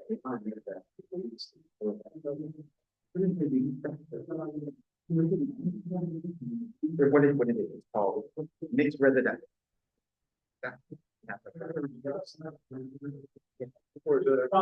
This is defense highway. And this is that area that's all being, that is part of the. This is all rural, right? This is. Right here, that's residential. Which was, and his whole reasoning is, well, we have an industrial complex here. That's fine, that's so. You're not. If people had another 40 houses. Yeah, so it ain't happening. Sure, and I'll bring that up next week when we get this. Build with 40 houses in my backyard.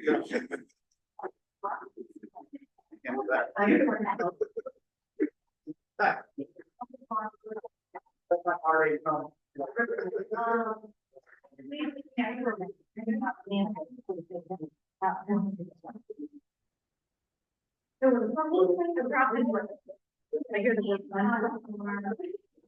was 30. Yeah.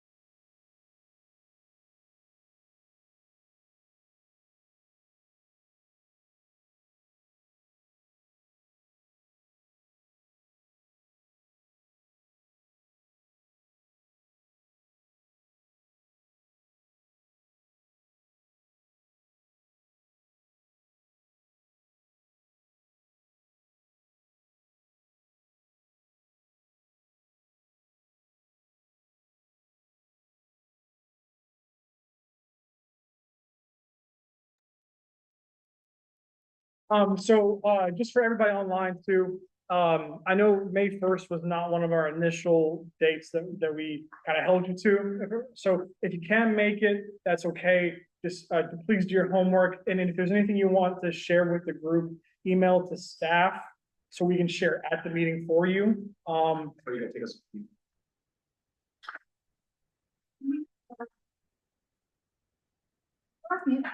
Okay, this is showing my screen. Yes. Yeah, okay. Yeah, so Thank you. yeah, appreciate the, yeah. So again, if you can't make May 1st, it's not an issue, but we do need a quorum. That is the most important thing. So I may hold the people that were in this room that said yes, that's more accountable, but just if something pops up, again, please just let us know. We want to make sure we have quorum. That's the most important thing, as well as you guys doing your homework ahead of time and really being prepared to discuss.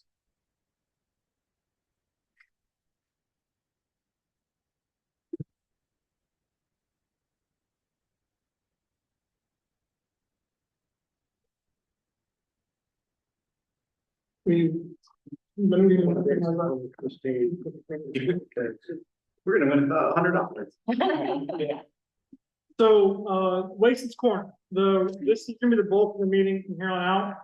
Unless there's any other questions about the zoning, I know we've had a few minutes to talk, but again, if you have any questions, while you're doing your homework, let us know. I'd encourage you all to start with maybe the Lothian community and then the Edgewater Friendship, or, the other one, and then do Davidson the last, because there's just so many of them. But again, do it as you want. No worries. Just please complete them. I will be sending reminders. I will be more annoying than I've been to this point. So please complete it. Yeah, fine. I'm glad you said that, because I thought I was just supposed to click on. Oh, no, so there's 3. Yeah, so there Okay. are 3. So I live in Lothian, so click. Yeah. So you gotta do all 3 of them. Yes, so they're all 3. I'm glad Yeah. you said that. Yeah, so good, thank you, yeah. There are 3, Survey Monkey questionnaires, one. No, I haven't finished yet. So. Okay, all right, at least you're okay.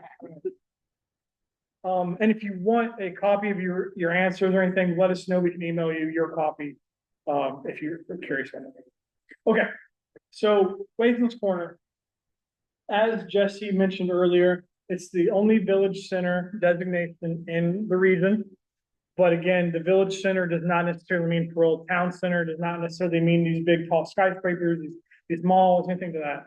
It's going to be more intimate, more community oriented. Again, walkable, pedestrian, potentially mixed use, if that's something the group wants to discuss more into detail. But again, really keeping within the character of the community, right? That's what we've heard. That's why I will touch on this in a minute with all the people who submitted homework. Thank you.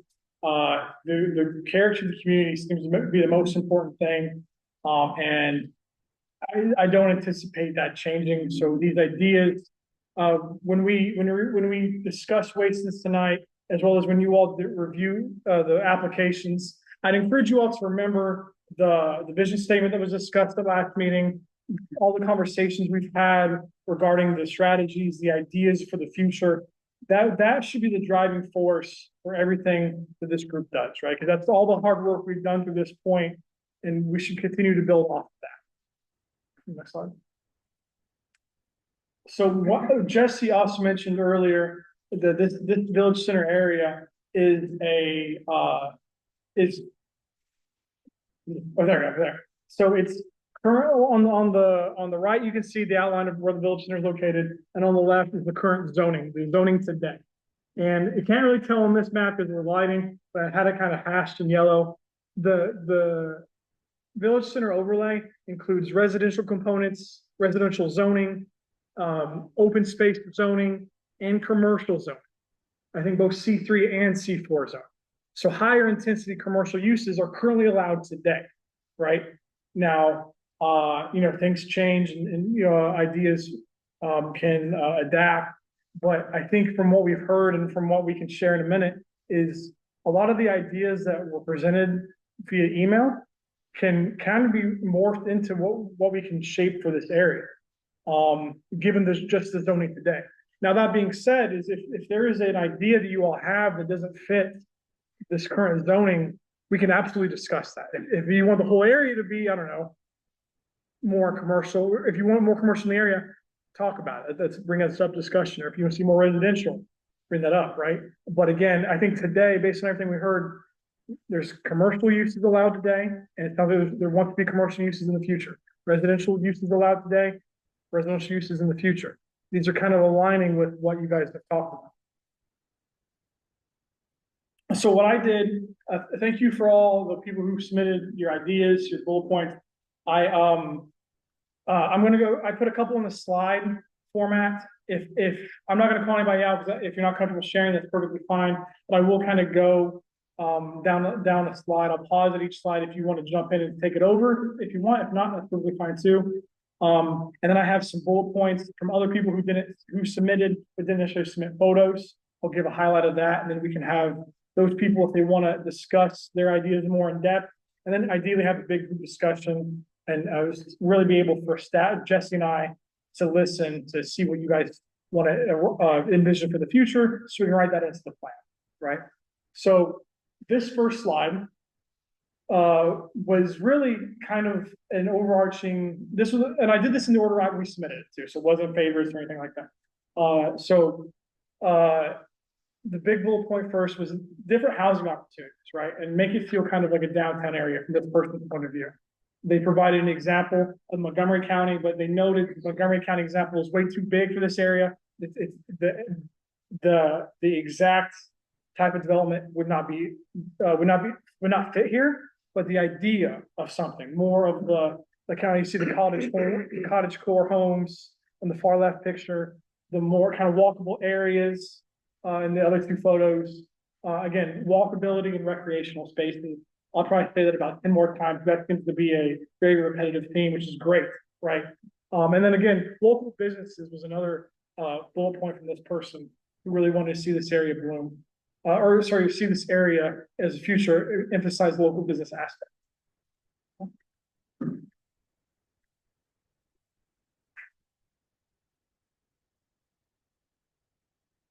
It's getting slower as the night goes on. It's fine. So this slide, so again, had a couple different ideas, but very aligned with the first slide pretty well.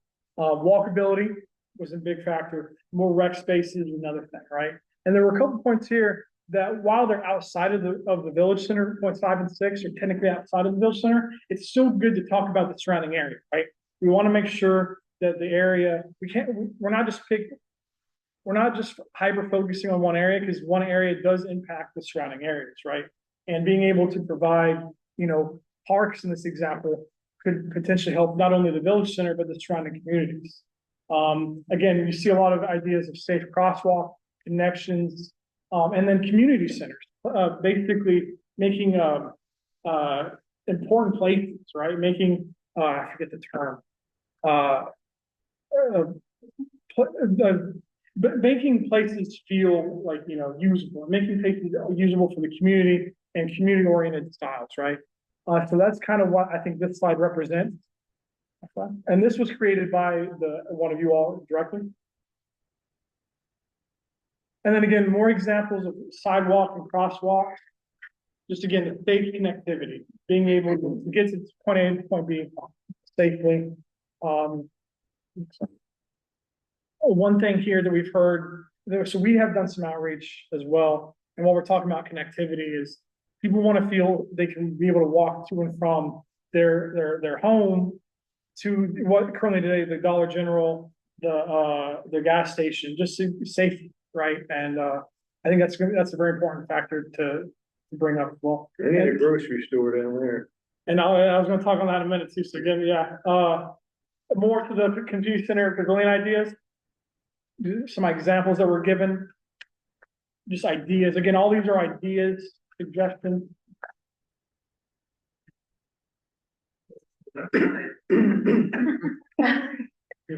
And then again, just playground parks, ideas, stuff of that nature. Again, making those communities a local destination for people who live there, people who, again, keeping it local, adding to a local business aspect, from what I've gotten from who presented this. I got a general question. How were the village center boundaries developed? That was through Plan 2040. And that's really kind of all I got. They are flexible through this process, like if y'all want to refine them a little bit, that's totally within your purview to recommend expanding them or condensing them. But it was through the Plan 2040 process, which had a group of individuals similar to you all who were representatives from throughout the county who weighed in. Yeah, I mean, I see like glaring, omissions like Bruce Mobile Estates. And even, some of the, things on Sands Road, just past 408 on the north side there. So it may be something we want to consider because we are talking about serving the whole population in that area, not just what's in the building center. Absolutely, that's a great point. So if you feel that there are omissions, I think when we get to the group discussion, that's a very important topic to bring up because we can absolutely expand that boundary for this process. Okay. So then the next person who submitted these slide, again, one thing of placemaking, right, and making places safe. You see a lot of connectivity. These are examples from a document that was shared. This is not currently there today. Those are just examples of what is there, aka not a lot, and hey, what could be there. All this safety, pedestrian protection, stuff of that nature. And then this slide, again, ideas of more mixed use where businesses can be both local and maybe more of a national chain to help really bring in opportunities for the current residents as well as visitors from the nearby areas. Let me go back a second. You're fine. And then I'll pull up. I got them preloaded. Yeah. No, fine. So again, local business was another big bullet point from this person. And open spaces, making those the community spaces and walkability and safety, but also this person mentioned potentially having it be more of a kind of a destination for the nearby areas as well. And then before we get to the group discussion, I had some notes from other people who submitted, and just to kind of hit on some big topics was the area has a lot of unique history. You know, the commercial establishments have stayed there even after the Route 4 interchange came in 1991. There was a potential want from this person for a commercial development that serves the local community. Again, more walkability, increased recreational opportunities in the area, commercial development, redevelopment, centered around providing jobs and services to the people in the area now. Another person also mentioned potentially a park with a pond and a walking trail. Again, more recreational opportunities, more activity in the area for the people in the community. A retail that can incentivize small businesses that the community needs. Grocery stores, as was mentioned. We've done some outreach as staff to people in this community, and one thing we hear a lot is grocery stores, right? Access to food. And I know if you look on a map, there's the giant just across the county border. But if a lot of these people in this community have one car, cars out of the house, how can they, walk? They're not going to walk down there, right? From a practical standpoint, it's very difficult for independent grocers to survive in this day and age. Back in the 80s, Sure. Reagan, it started the FTC to stop enforcing the antitrust. Basically, that was the death knell for a lot of these independent grocers. So one thing that you could potentially do, though, are like some of these niche markets. I mean, you look down at the what is that? The East Coast Plaza. They've got like a Hispanic type of grocery store. I mean, there are probably some things that could be done on a smaller scale that would stand a chance at actually be profitable enough to stand in. Well, and one thing we've heard is pretty much that is smaller kind of oriented, but affordable is the big key term there as well. We actually heard all these. We want to see a lot of all these. And sadly, we can't make the zoning code just for all these, right? But we wish we could. Actually, the next person I was going to bring up to it mentioned where is that? Essentially an opportunity for local farmers and other people to provide locally sourced food. I'm trying to find it, but essentially that's it. And so there are ideas to help with the accessibility of food, and especially healthy food options. I don't know if you've heard the term food swamps. It's a kind of a newer term, I think. And food deserts, where there's not really any access to food, but food swamps is where there's access to really only unhealthy food, fast food, of that nature. 7-Eleven, yeah. Yeah. Yeah. So, but another thing that we've also heard was, again, the same person talked about the food was Wason's Corner is like a cornerstone of the county, and a tribute to the people who live there, and have lived there, and the heritage of the region and the heritage of this region of the county. The area is highly attractive for retail and attractions that could support the county's economy and valued industries. The idea would be a beautification of space, right? Restoration of existing structures, minimalistic development or redevelopments without intensive residential, commercial, or industrialization of Wason's Corner. And that point right there kind of goes back to what we talked about in a previous meeting.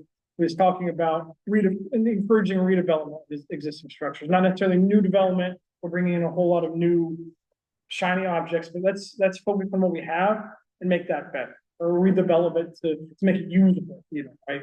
Because there's a lot of underperforming structures today.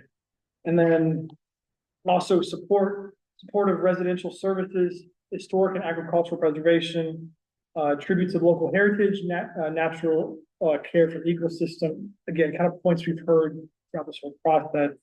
One really cool idea that I thought was cool was actually adding an agricultural and cultural museum, kind of maybe have that kind of background and history to be able to bring in, hey, look what we've done, not forget who we are moving forward, more green spaces, diversified retail, again, emphasis on locally owned, and then healthcare, another option too. I know we talk about healthy foods and access and services. Again, there's a lot of communities that are underserved and often, in my words, often forgotten about. And I think if we can have this conversation tonight to really help encourage these ideas, we can really truly make this plan for everybody and not just certain groups of people. But that's mine. And then potentially a regional agricultural center, which would be really cool to see as well. And then any viable popular needs for local residents. Again, the focus on the local residents, I think, is big. So. In regional agriculture center, what would that entail? Yeah, I can tell you, online. A lot of hard work. Well, I'm thinking like a farmer's market, but that sounds like it's beyond. Yeah, so there's need in our county, and the Agriculture Commission is in conversations now, and they have been for years, and Southern Maryland Ag Development Commission has been working on this for as long as I've known, probably 15 years or more. And these are basically can be very, very small, things to very large things. And I think the truth is that whatever happens there needs to be, in my opinion, it needs to be viable and sustainable, serve the local area. And, while that is absolutely gorgeous and could exactly be Wason's Corner someday, I just drove down a road like that or a street like that for the first time in DC, and it looks almost exactly like that. So to me, it's a process and it's stepping stones, and a regional ag center may or may not be the right thing for there. The essence of it is that it provides an opportunity to have food accessible to the local neighborhood. It gives an opportunity for the local agricultural community to provide said food, and it also has some sort of processing there. So if they went from, let's say, I don't know, a cut of meat to, like salami or whatever, or it's, fresh locally grown vegetables, and, we have the opportunity to then turn that into jam when it doesn't sell, Right. And so also there could be education and public gardens where people have access to community gardens at this regional ag center, so that if people really do want to grow their own, they can, so it's hard to do any of these things, and I'm very well aware of that. So this could be a spot for one of those components, if any. Yeah. That's what a regional ag center is. Yeah, I mean, that may actually be a good location for them, because you think about not just Anne Arundel, but the farms in southern PG. Do they have a place to go to market, and even northern Calvert? For sure. Bring those three together. Absolutely. I mean, that court right there is, we've got 301 and Route 4, and Smadek is. Yeah. It's a little bit further south too, but St. Mary's and Charles, but you're right, it's Prince George's, Anne Arundel, and Calvert, kind of convenient in that area for all the other things too. You know, small, locally in retail, whatever. I mean, I did put in mind too, like an urgent care, fair, community's already there. Again, making these things good for the people who are already there, and then potentially some additional Yeah, attractions. And then you've got the landowners, you know, and they gotta buy in, so. You know, it's gotta be realistic in my mind, you know, and Stepping Stone's gorgeous, absolutely beautiful, you know. I mean, but I think, yeah, I think frankly, you have to try and work with what you've got and make it work instead of just tearing it down from a practical standpoint, and then the rest will kind of follow. I mean, it's kind of Exactly. starting that snowball Exactly. and then getting follow along. There was one slide up there that had, I think it was like a brick building with, it said something about a farmer's market on it. That particular style that was put up there looked more like what I would think might be more approachable. I did that because I was looking at like Duffy's and I was like, okay, this building is already there. What can you do Right. that looks like that? And I think one thing I want to say, really quick, the idea of a community garden sounds incredible for those local areas. Like I have a friend who lives in, it's the one on Sands Road, Patuxent Mobile Home Estates, and she like grew corn in her like little 2 plot, right?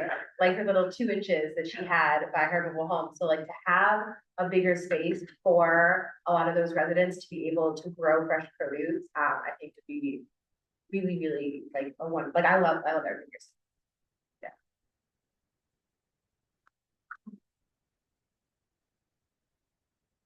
So it sounds like we have based on everything that was submitted and the discussion just occurred, we have a really good understanding of the idea of the future for this area. And it kind of seems like, for just a quick few bullet points, walkability of public pedestrian safety, community spaces or parks, something that can be, you know, interactive but used, redevelopment of existing structures, and then really appreciation of the culture and the heritage of the community.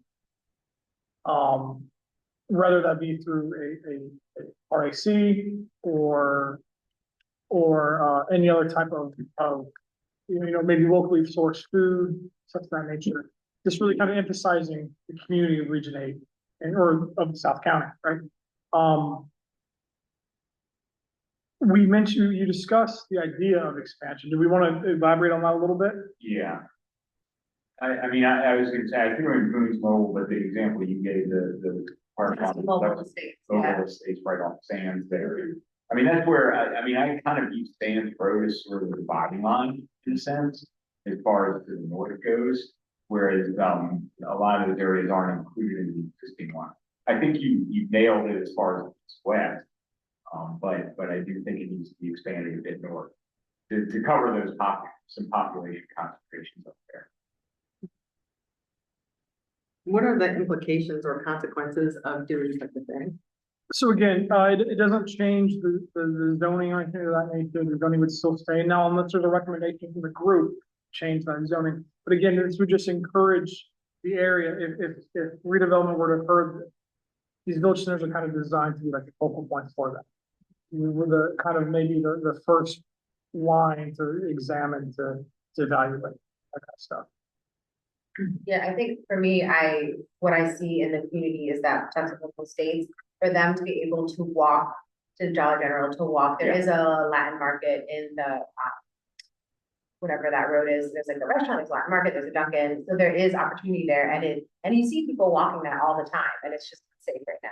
So to be able to expand that, so there could be, like precedent for a sidewalk to connect all of that, I think.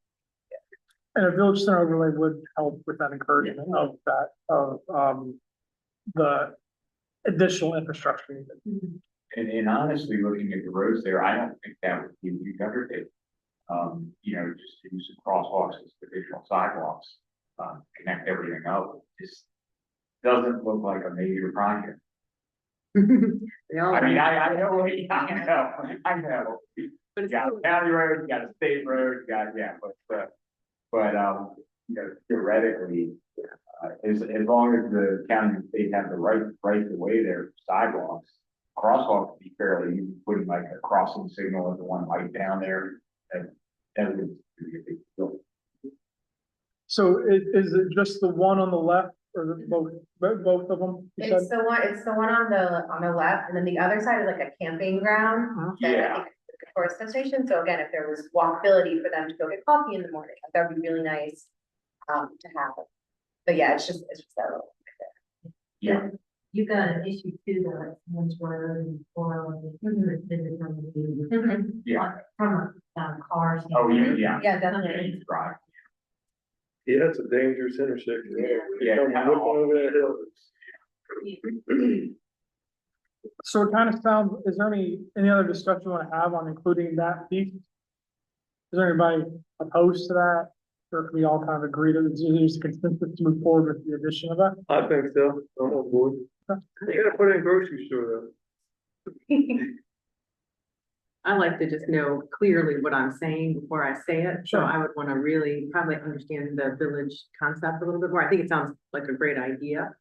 And it doesn't make sense in my mind not to, but what I don't know is what I don't know, Sure, yeah, absolutely. so. Yeah, so essentially, again, it doesn't change the zoning, it doesn't change what you can and can't do. It just really, it helps encourage the redevelopment in these areas. And as we mentioned, I think the definition of the village center talked about pedestrians or walkability was the word. And while we can obviously include a sidewalk in other parts of the county, when we create strategies, and when you look at the walk and roll plan, when you look at some of our strategies you create for Region 9, it specifically talks about improving walkability in the village center area. So village centers are kind of like the focal, right? And for new infrastructure, for better, what's the word? For updated amenities, I don't know that. But essentially taking what you have and making that better and being the first kind of encouraging area to do. Does that make sense? It does, and in my mind, because I've seen so many different things over time.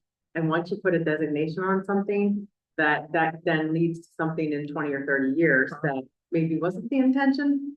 So now you see apartment, you know what I mean? It's just Sure. like- So to try to avoid those things, there is a section of the plan dedicated to like, this is the village center and this is what's currently there and this is what we envision for the future. Now, it's not a whole sector plan where we go by block with beautiful visuals, etc.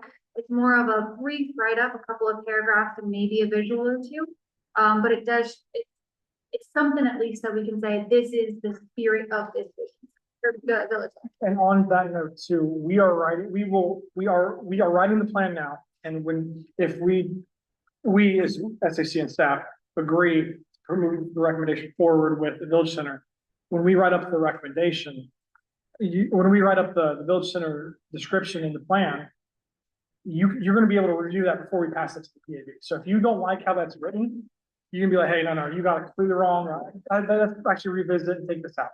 So like, if the group is okay, we can start crafting the description now, show you that, and then if you don't like it, we can revisit it and say, hey, no, let's get it out, let's keep it what it is today, or not.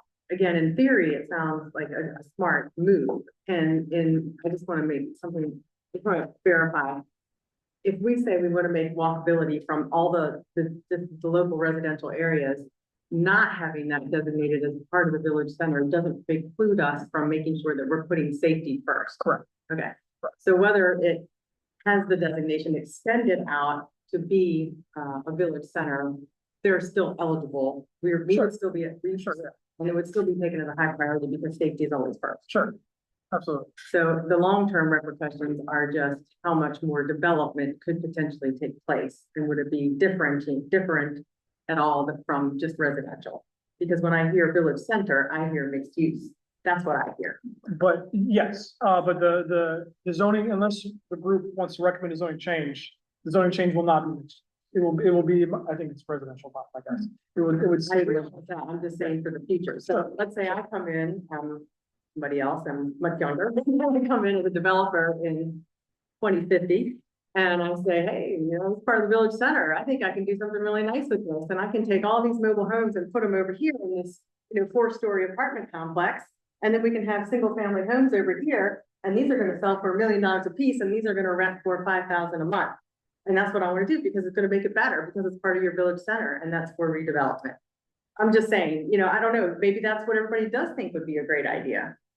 But I just wanna make sure that I'm clear on what the pavement that we're laying Sure. for potential And- future. Yeah, so, I think that's a really great point, and I think, in Plan 2040, they kind of classify these different levels of village center. And so, there's a little bit more information in there, but this is definitely what we would call like our rural crossroads community, of village center, where, I totally hear you that there's this fear that this could be misconstrued in the future. And so, but, based upon what a rural crossroads community is, in the zoning, it'd be hard to do that. And I think if we could write it into the plan and we could say, we don't want displacement of the folks living in these mobile homes, but I just wanted to let you know that there is the definitions of this.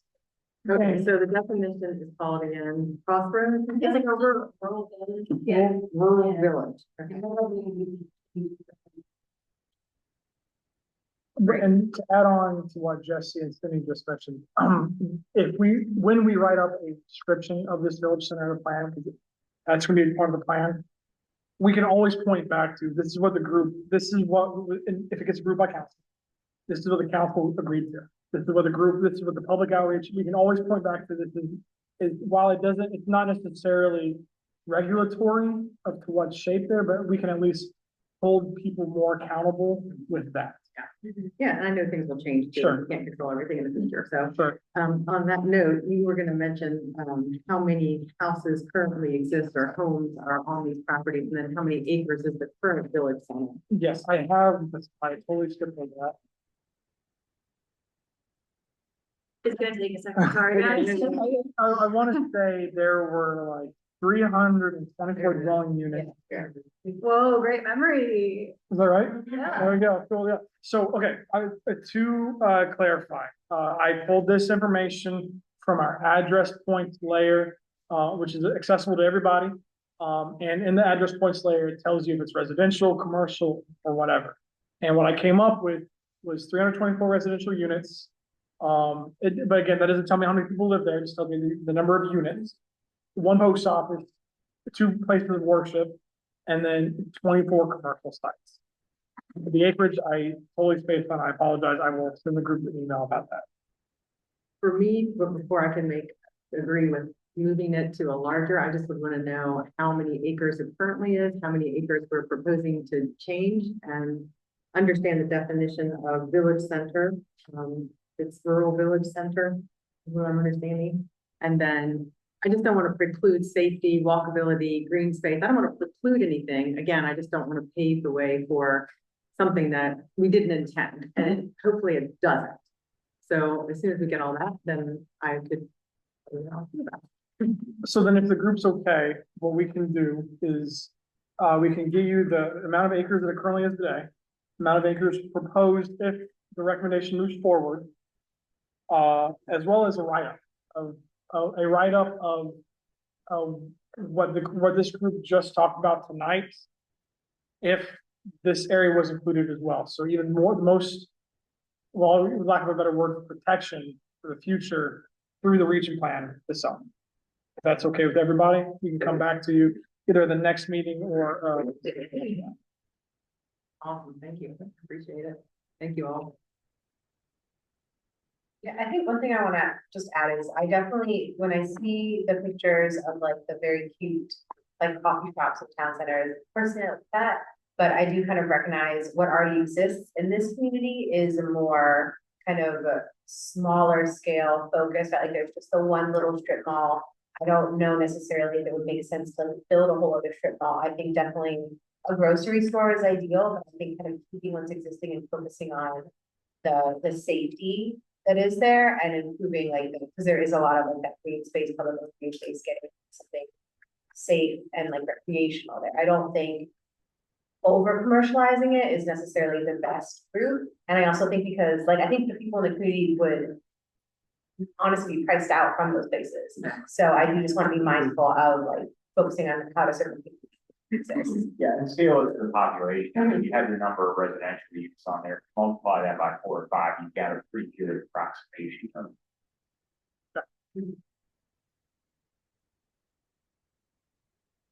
And then the last part of that was we had a lot of conversation about the sewer, the water and sewer services there and the existing infrastructural challenges and failures.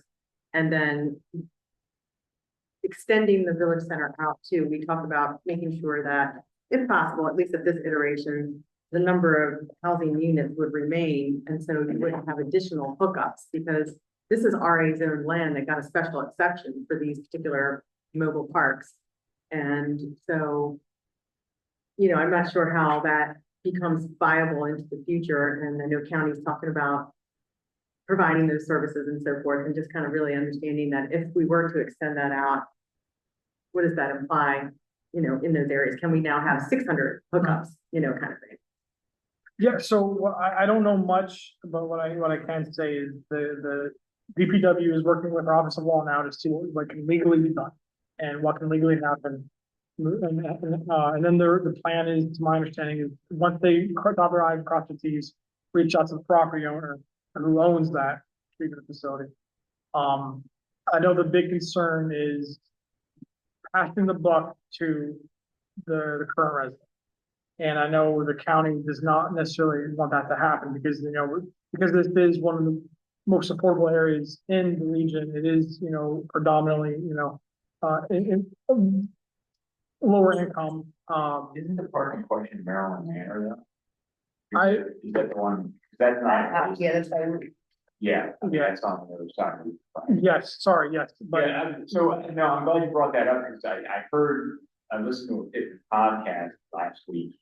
And something we raised on that, which kind of resonated with everybody, it's just what Pittman said, which conflicts with something he said, last meeting. But, one of the things that came up was with that particular park, if that were to be sold, Pittman thought that could be, high density development like townhouses go in there, and that was a concern of his. So I don't know if that's actually the case. I know you had mentioned, well, it really would depend on what the agreement was in the first place, but he did say that. So you know, that is. I would say, so I don't know, you know, you just told me, I don't know specifics. What I'd say is look at the zoning. The zoning is gonna rule it. So if the zoning allows for it, it can happen. If the zoning doesn't allow for it, then it won't. That's essentially that's why I feel comfortable saying, not without knowing anything. Yeah. So. Yeah, and water and sewer is gonna control that, and conversations in the past, DPW is limited to me. So they can live in different capacities, for the heights, the plan, or just. That's what the plan is. That's where we're going up to parcel that will be around. There are already now, but somehow they're zoning or something that happened. That's the direction that they were looking at. It's all not relevant. What did we touched on if the property gets sold? I guess especially if there's this. I think you just said it's really underlying is RA, that they have a special exception for a mobile home park, which is mind-blowing. But what happens if that property sells? Do they go back? It reverts back to RA? It reverts back to R, but it's my understanding the special exception would remain if that's what the new owner would want. And I guess it really depends on how that special exception is worded, as far as what they can build there. Correct. Yeah. Well, hold on. The special exception does allow for the mobile home, but there would have to see like what was approved, right? Okay. The number of units, all that stuff. Yeah. That's interesting, it was, Tucson Mobile was RA, but, Wason's was R5. R5 is, Yeah. typically you see townhomes in an R10, and R5 is slightly less than that. So it'd be hard to get something that's like high density, it would be impossible essentially without. I'd have to see it's in their special exception, but just by the zoning. can't get a townhome in there really. It's kind of hard to get high density housing. Are there any other thoughts, ideas, comments? General question, is that issue about property that has a special exception on it? That's for any property that has a special exception, if the property gets made in some way, shape or form, it's up to the new owner, whether or not they want to keep that special exception. That's my understanding, right? I mean, The business can be sold and just taken over. Yeah.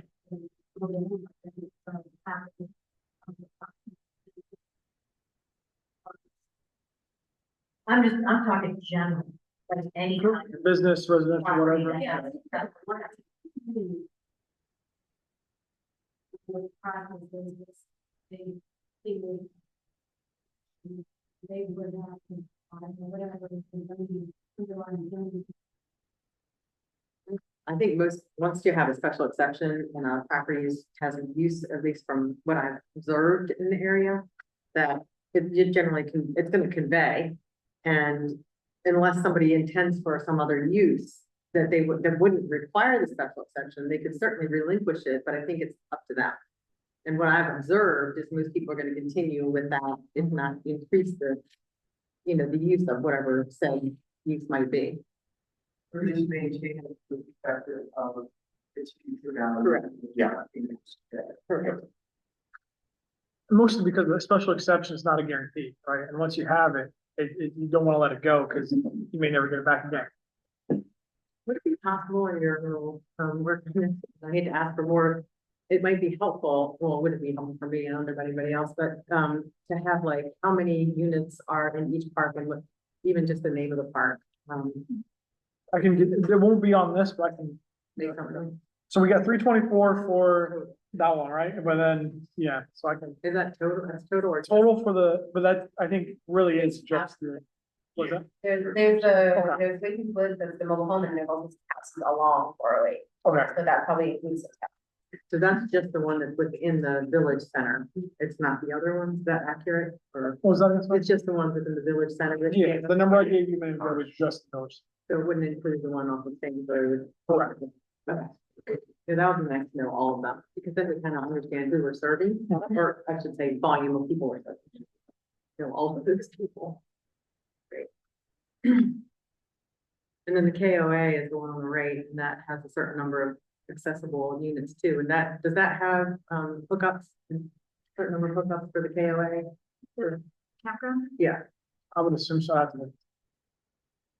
Unless you- yeah, just curious what the capacities are. Great, thank you. All right, any other thoughts, comments, ideas? Okay, so then we will get back to you with some information and a write-up. Either next meeting or the week meeting after. I know we did public comment at the beginning, Chair, but somebody did reach out and said that they had something to share. Are y'all interested in Yes. extending public? Does anybody want to do a timer, or are you good with how long it takes? So. Good, okay. So then, Monica, if you are still on the call with us and you're still interested in sharing, or anyone else, if I actually don't see Monica, but anyone else, if you're here and you wanna speak, feel free, we're having a public comment. I let Monica know that I would just really quickly read their information. So Monica Haynes Benketa, I hope I didn't butcher your last name too much, is the Public Involvement Coordinator at Baltimore Metropolitan Council, which is the regional planning agency, and Anne Arundel Executive is a board member. They are doing a regional survey on transportation needs, and so she shared a link, and just wanted to let y'all know that this survey is going on. And I have access to this link.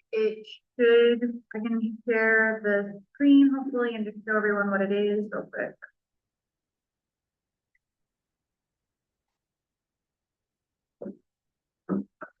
Not showing. Unfortunately, it's not showing. But I will post it in the chat, I guess, and maybe that'll be able to find its way into the video for everyone. And for the SAC, we can send it out if you're interested. Thank you. Was there anybody else? There's one other person online, however, I don't think they want to give a public comment. Is Diana Law still online? Diana, it is, I think, but Yeah, it looked like it. Does she have any comments? Diana Thank and you. I don't have any comments, mostly because you covered them, Anna. Thank you. And this is George. I don't have any other comments other than you'll set an update for that meeting change in May, right, Eric? Correct, yeah. And do we have any other? I'll make a comment. I called this is Hamilton Cheney, resident here in South County. And I caught the end of it, but I get the gist of it. And, first I'd say thank you all for your, service to the community, all the SAC members and the county staff. I was fortunate enough to be involved in another SAC, process. And I know how much it takes and the care and the thought everybody has to put into it. And, you know, I grew up and lived in this area my entire life. Grew up on a farm. And so there's a lot of this. So I remember the time when, and Anna would too, but she remembers a little longer than I do. But when you would sit on Route 2, you would hardly see a car coming down Route 2. And now we used to sell corn on the side of the road. And so we were really happy to see a car come down the road. But now it's quite a different story. And so for I think the vast majority of the folks who live and work in southern Anne Arundel County, the idea is to focus on the things that make it South County, and that is the agricultural, the open space, the forest, and those areas that I think are really important, not only to the folks that live here, but also to everybody in Anne Arundel County, that are able to enjoy it. And once you lose those things, you never get them back. Once you lose that farm field, once you lose that forest, once you lose those things, they're never to be seen again. And so it's really important that everybody's here and voices those thoughts that, I think a lot of us have. And that makes its way into these written things so that when folks are able to refer back to them, they can remember what it was. But that's been going on since 1952 when the code started in southern Anne Arundel County. It's always been that way throughout the small area plans and now the state board advisory groups. And so that's really important. And then when I think about like Wason's Corner and the idea of improving sewage capacity, which I'm not saying, I think as I heard it, it's not capacity as much as cleaning up the effluent, which is, I think, obviously a very big, clear distinction made there. And you want to make sure, and as I believe the intent is, to fix the problem without creating more capacity.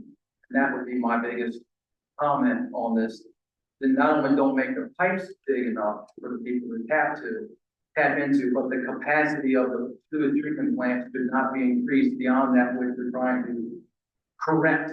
And, we all want clean water, we all want clean air, so that makes a lot of sense, but increasing capacity is not, I think, the intent. So that would be my one comment there. And I think that's really my thoughts on those matters. So thank you all very much.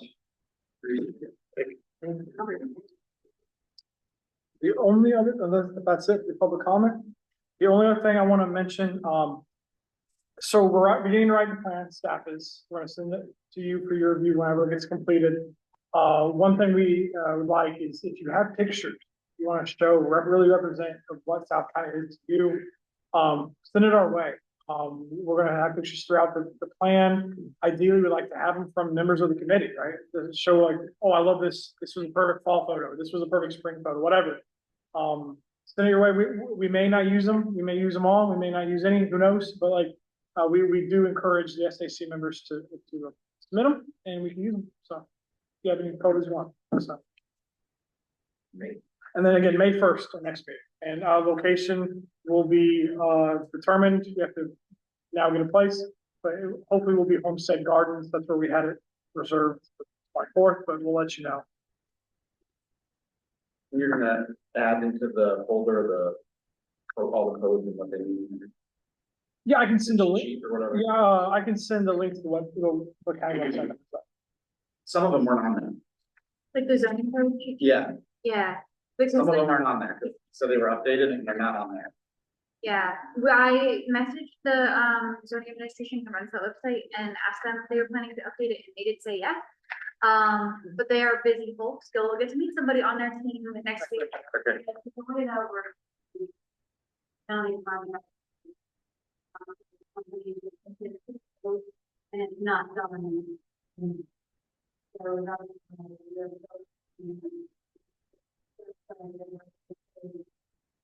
have a date on legislation. Then we can.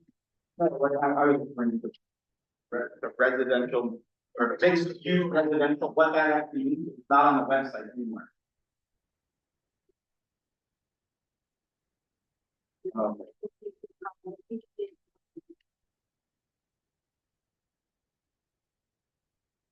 Everything else is a motion. Yeah, great. Anybody have any other comments or needs at this time? Well, thank you all for being here. Do we have a motion to adjourn? Motion. Motion, second, all in favor? Aye. Thank you so much.